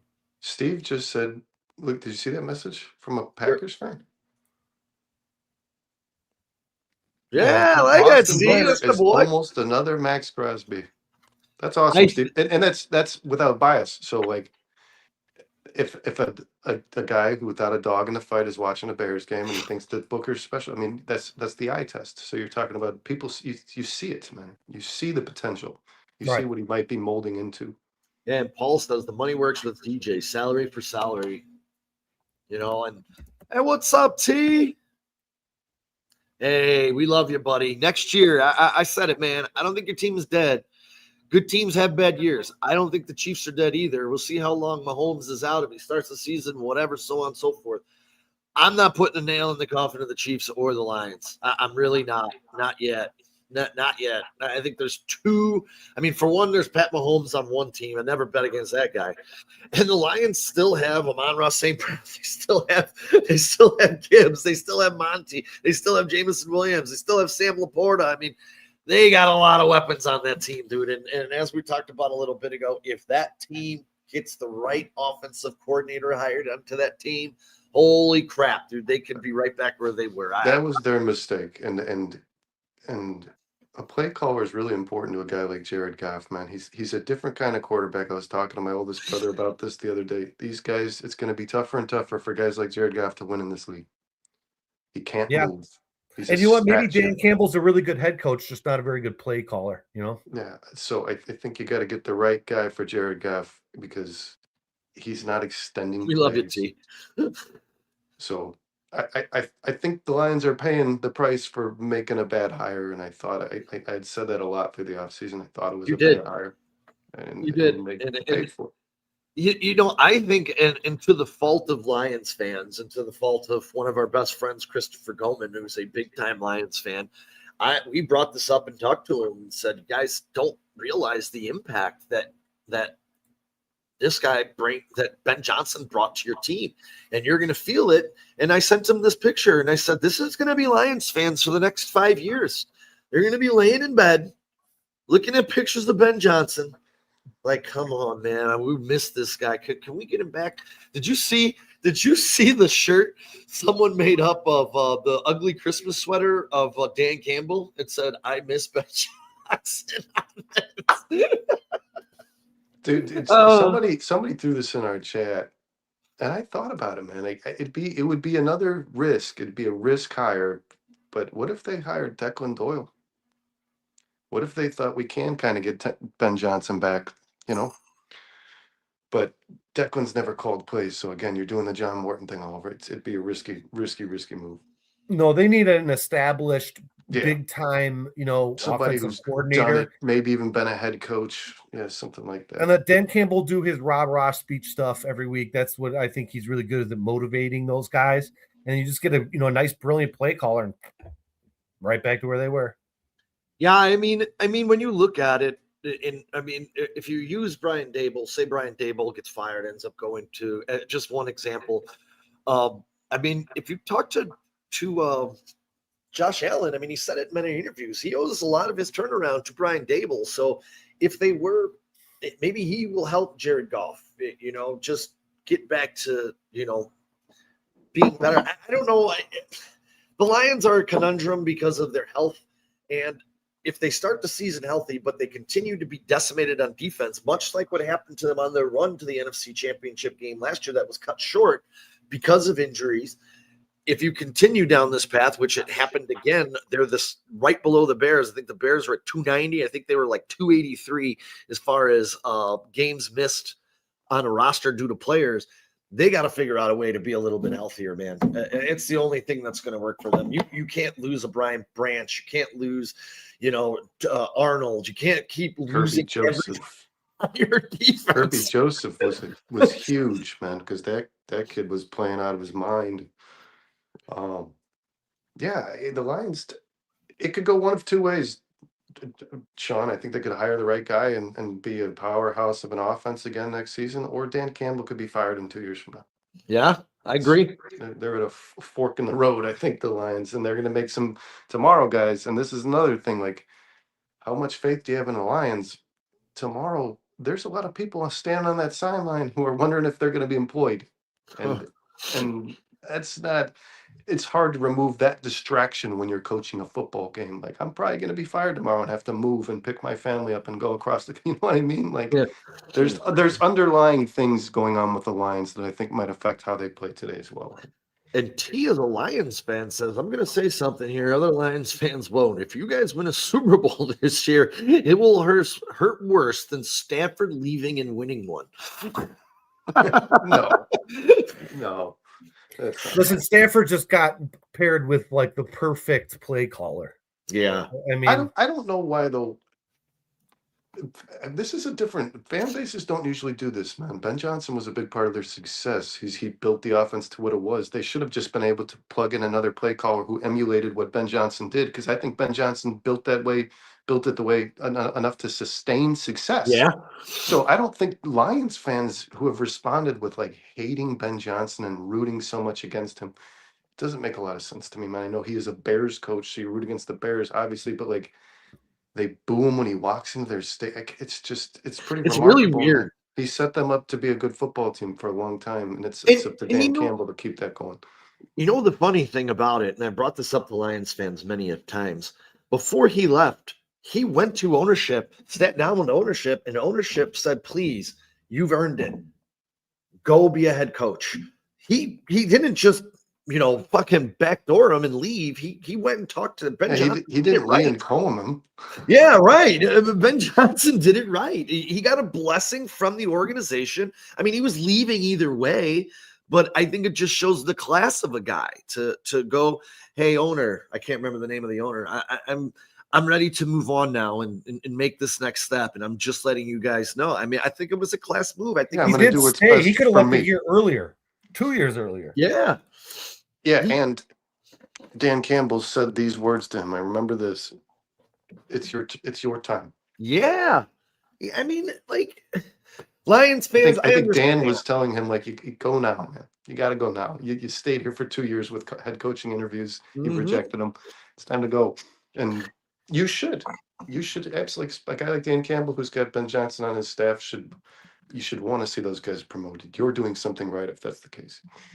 Yeah, and it for me, it's kind of like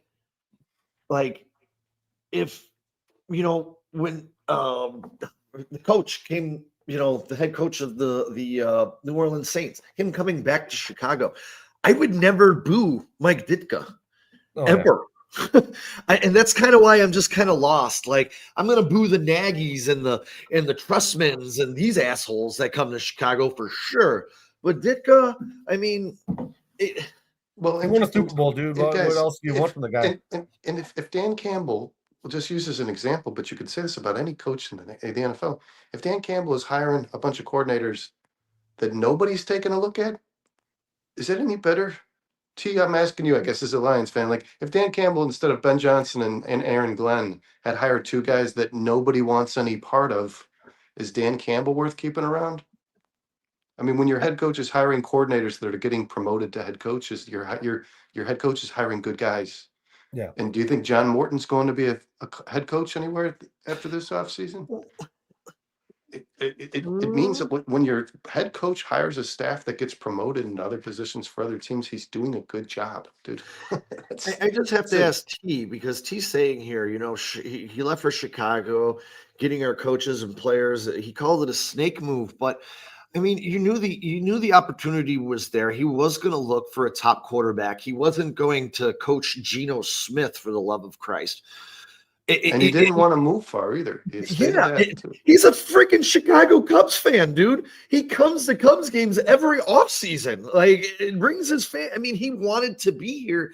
And again, T, he went to the organization. Dan Campbell blessed him. The owner blessed him, said, it's your time. Move on. Like, Lions fans can be upset that he went to the Bears, but I personally don't think it was a snake move. I think if he did it Liam Cohen style, I think that would have been more of a snake move. Yeah, that was messed up. Yeah. But I still have trouble wrapping my head around that whole thing. That was so strange, man. Like, what a dick. He signed with the Bucks and then took the head coaching job. Ben Johnson didn't do that. He didn't sign a contract to remain with the Lions and then just pack his shit. And then they were texting him and he wasn't answering his phone. Did you know that? The Lions the Bucks were trying to get a hold of this guy. Like, where the hell's our OC? And he's signing a contract in Jacksonville. Yeah. Liam Cohen's kind of a kooky dude, though, man. He's kind of a kook. He's weird. But that was some shady stuff. Ladies and gentlemen, we got about 20 minutes till kickoff. We got some big-time football games going on today. The playoff picture will be set. And tomorrow, we're going to be back to break it all down. We'll know when the Bears are playing, who they're playing. Hopefully, I hope personally it's a Saturday so we can all get together and have a good time. Sunday, going to make it a little rough with work the next day. But hopefully, and unfortunately for the Bears, I don't think they're going to be on Saturday, is I saw the TV schedule, and the 7 o'clock Saturday game is on CBS, which is an ABC game, or it would be an AFC game, excuse me. And the 4 o'clock game is an NFC game on Saturday. So I don't think the Bears are going to fill that 4. That's going to be reserved for the Bucks and whoever they end up playing. Yeah, or Carolina. Yeah. Dustin asked, that's another good point. Dustin asked, Randall L was the only coach he took, right? Yeah, that's another thing. Ben Johnson didn't poach. He took the quarterback's coach to the former Buckeye. Barrett. Barrett. Yeah, he asked, I think he asked about the offensive line coach, but that guy was doing interviews for the Lions OC job. Yeah. I think he only took 2 coaches. I think it was Barrett and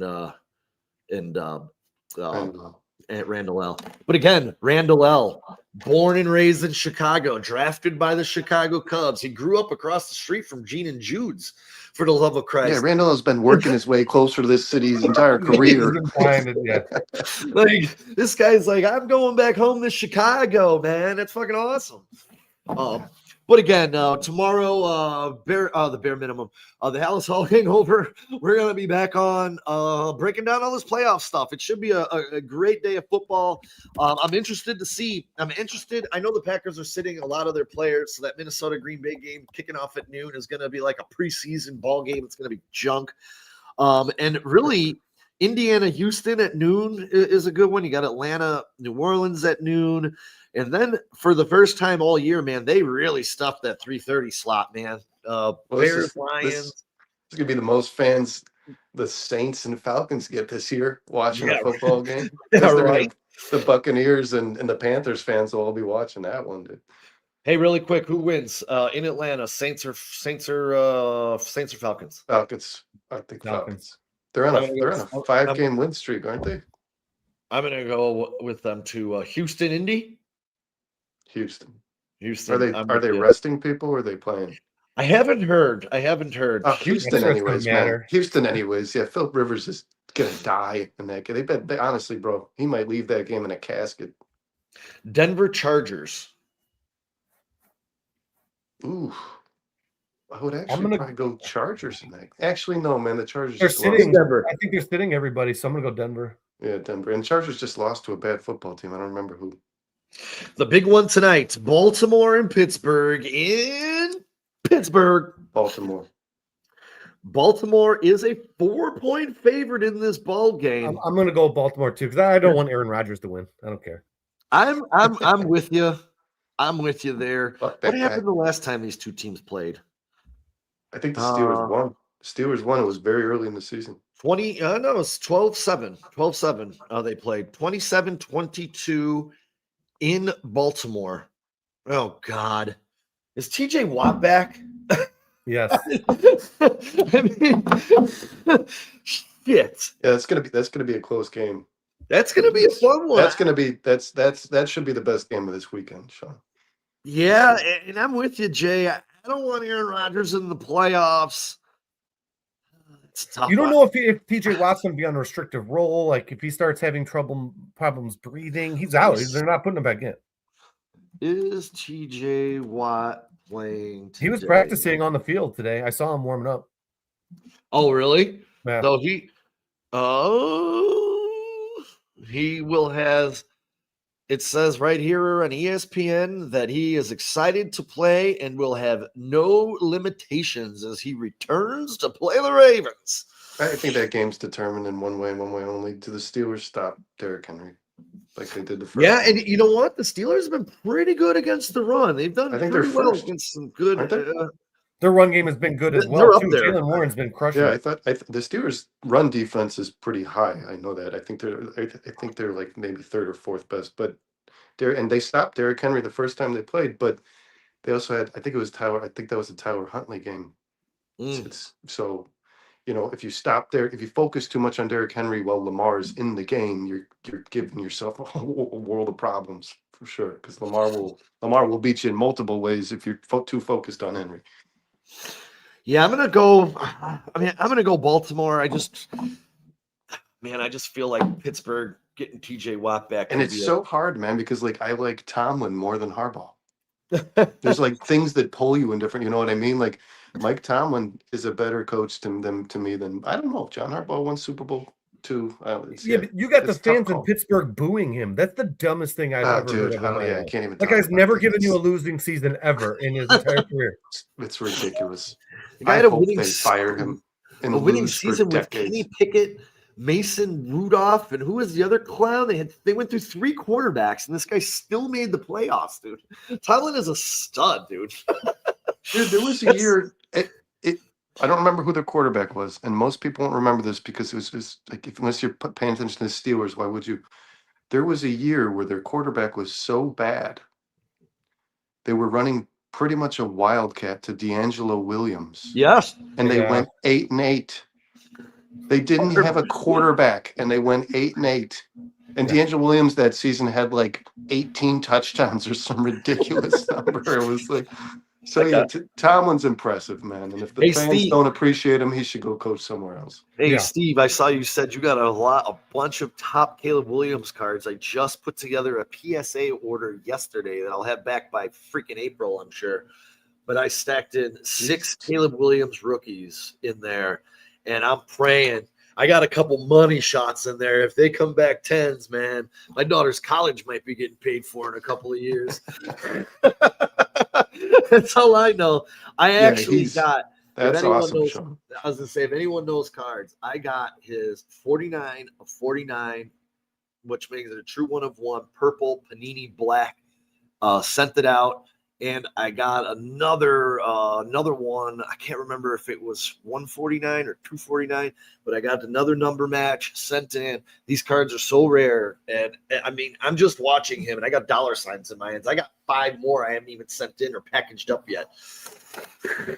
Are they rookie cards? Oh yeah, they're all rookie cards. I can't even show them to you Jesus, because dude. they're all in a box. They're That's all in awesome. this. Look at this. We have a $1,000 PSA order going in tomorrow. Dropped in the mail, and man, that box could be expensive, dude. Yeah, I hope you insure those.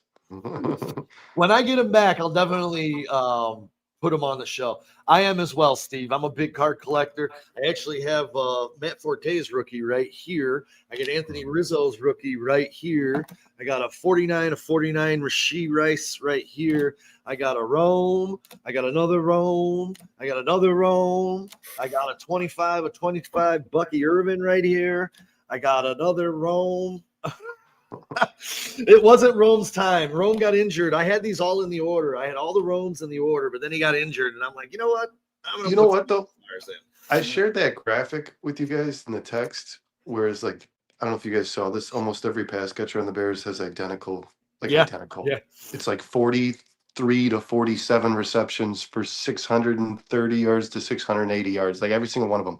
And then I was thinking, Dustin actually pointed out to me because I didn't even think about it. Rome missed so much time. Rome would be leading the pack on this football team by quite a bit, I think, if he had been healthy.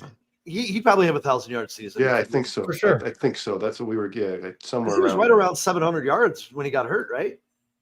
Yeah. He's right 680. Yeah, he's just shy of 700. Yeah. So he would have definitely, and you know what? That's what we had him pegged for. We all said, 1,000 yards out of him this year. I think him and Burden are both going to go for 1,000 next year. I think with him and Burden are wind up across from one another, it's going to be a problem for everybody. And I think Mr. Kyle Duplessis, because in our big money league, he dropped Luther Burden, and Luther Burden just might be my keeper next year. He dropped Luther Burden? He had to because of injuries, and he was going into the playoffs. And it was before Luther actually took off. And he didn't want to do it. He told me on Tuesday at darts. He's like, I really don't want to do it. He goes, but look at my team. He's the only one that's worthy of a drop based on his production at the time. Yeah. And I looked at him and I said, you do that, I'm picking him up and going to probably keep him next year. Did Kyle win? I don't know though. Kenneth Walker's a free agent, and Jeff dropped Zach Charbonnet, which I don't know why. I actually used him to beat Jeff last week. It'll be between Burden and Charbonnet who I keep, but I'll tell you, if DJ Moore gets traded this offseason, 0.00% chance I'm not keeping Luther Burden. Oh, Luther's a starter. Luther's a starter anyways, Sean.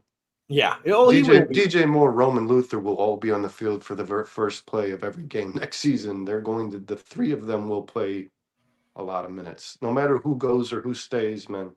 If DJ Moore, it's not about making room for Luther Burden. He's going to get his. Here for you guys, for my card collectors out there, look at this. This is Pedro Martinez, and this is on the Great Falls Dodgers, 1990.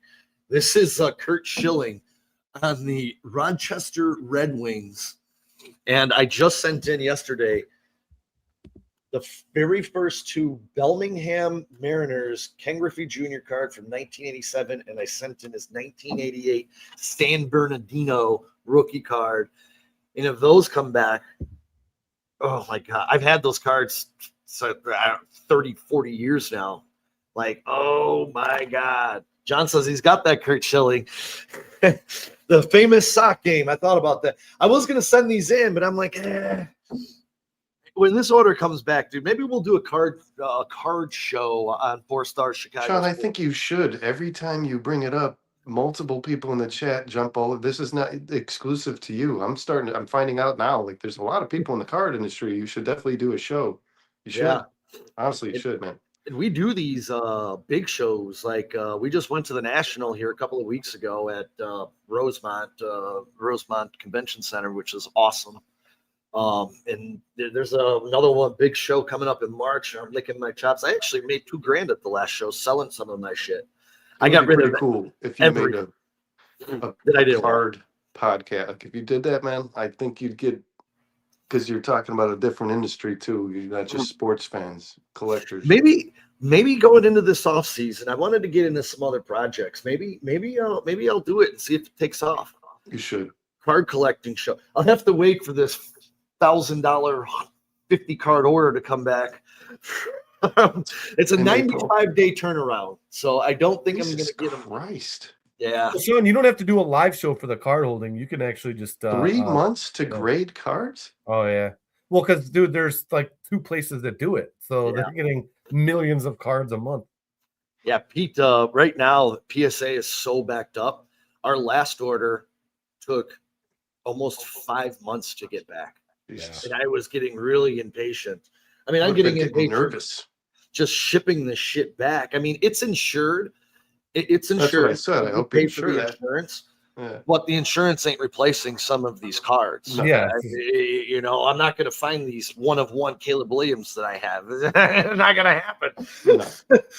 So maybe they'll come back. But hey, everybody, football is about to kick off. We got about 9 minutes. It's the longest show we've ever done on a Sunday. We appreciate y'all sticking around with us. Tomorrow we'll be back breaking down the playoff picture on the Alice Hall Hangover. Where the Bears are going, get the preview show going. We already know black and blue, Bears, Packers. Let's go. Let's do this. I'm ready for round 3, baby. What does he say? And don't send the card holders in with screws. PSA and Beckett will not. No, I have these little we have these little penny sleeve holders right here. We send them all in. Besides the jersey cards, then we have these thick ass ones. These thick ass ones that we send them in. I sent in a couple of jersey game used jersey cards. So we'll see. I love the shit just to get it back. I'm gonna put up if these all come back 10s. I already got one PSA 10 back at Caleb Williams, his Red Pandora. I have that, but I want to put a display on the wall of his PSA 10 cards. I think that would be amazing. Cross my fingers and you should just do you're in the garage, man. Just make a Caleb shrine. Start it now.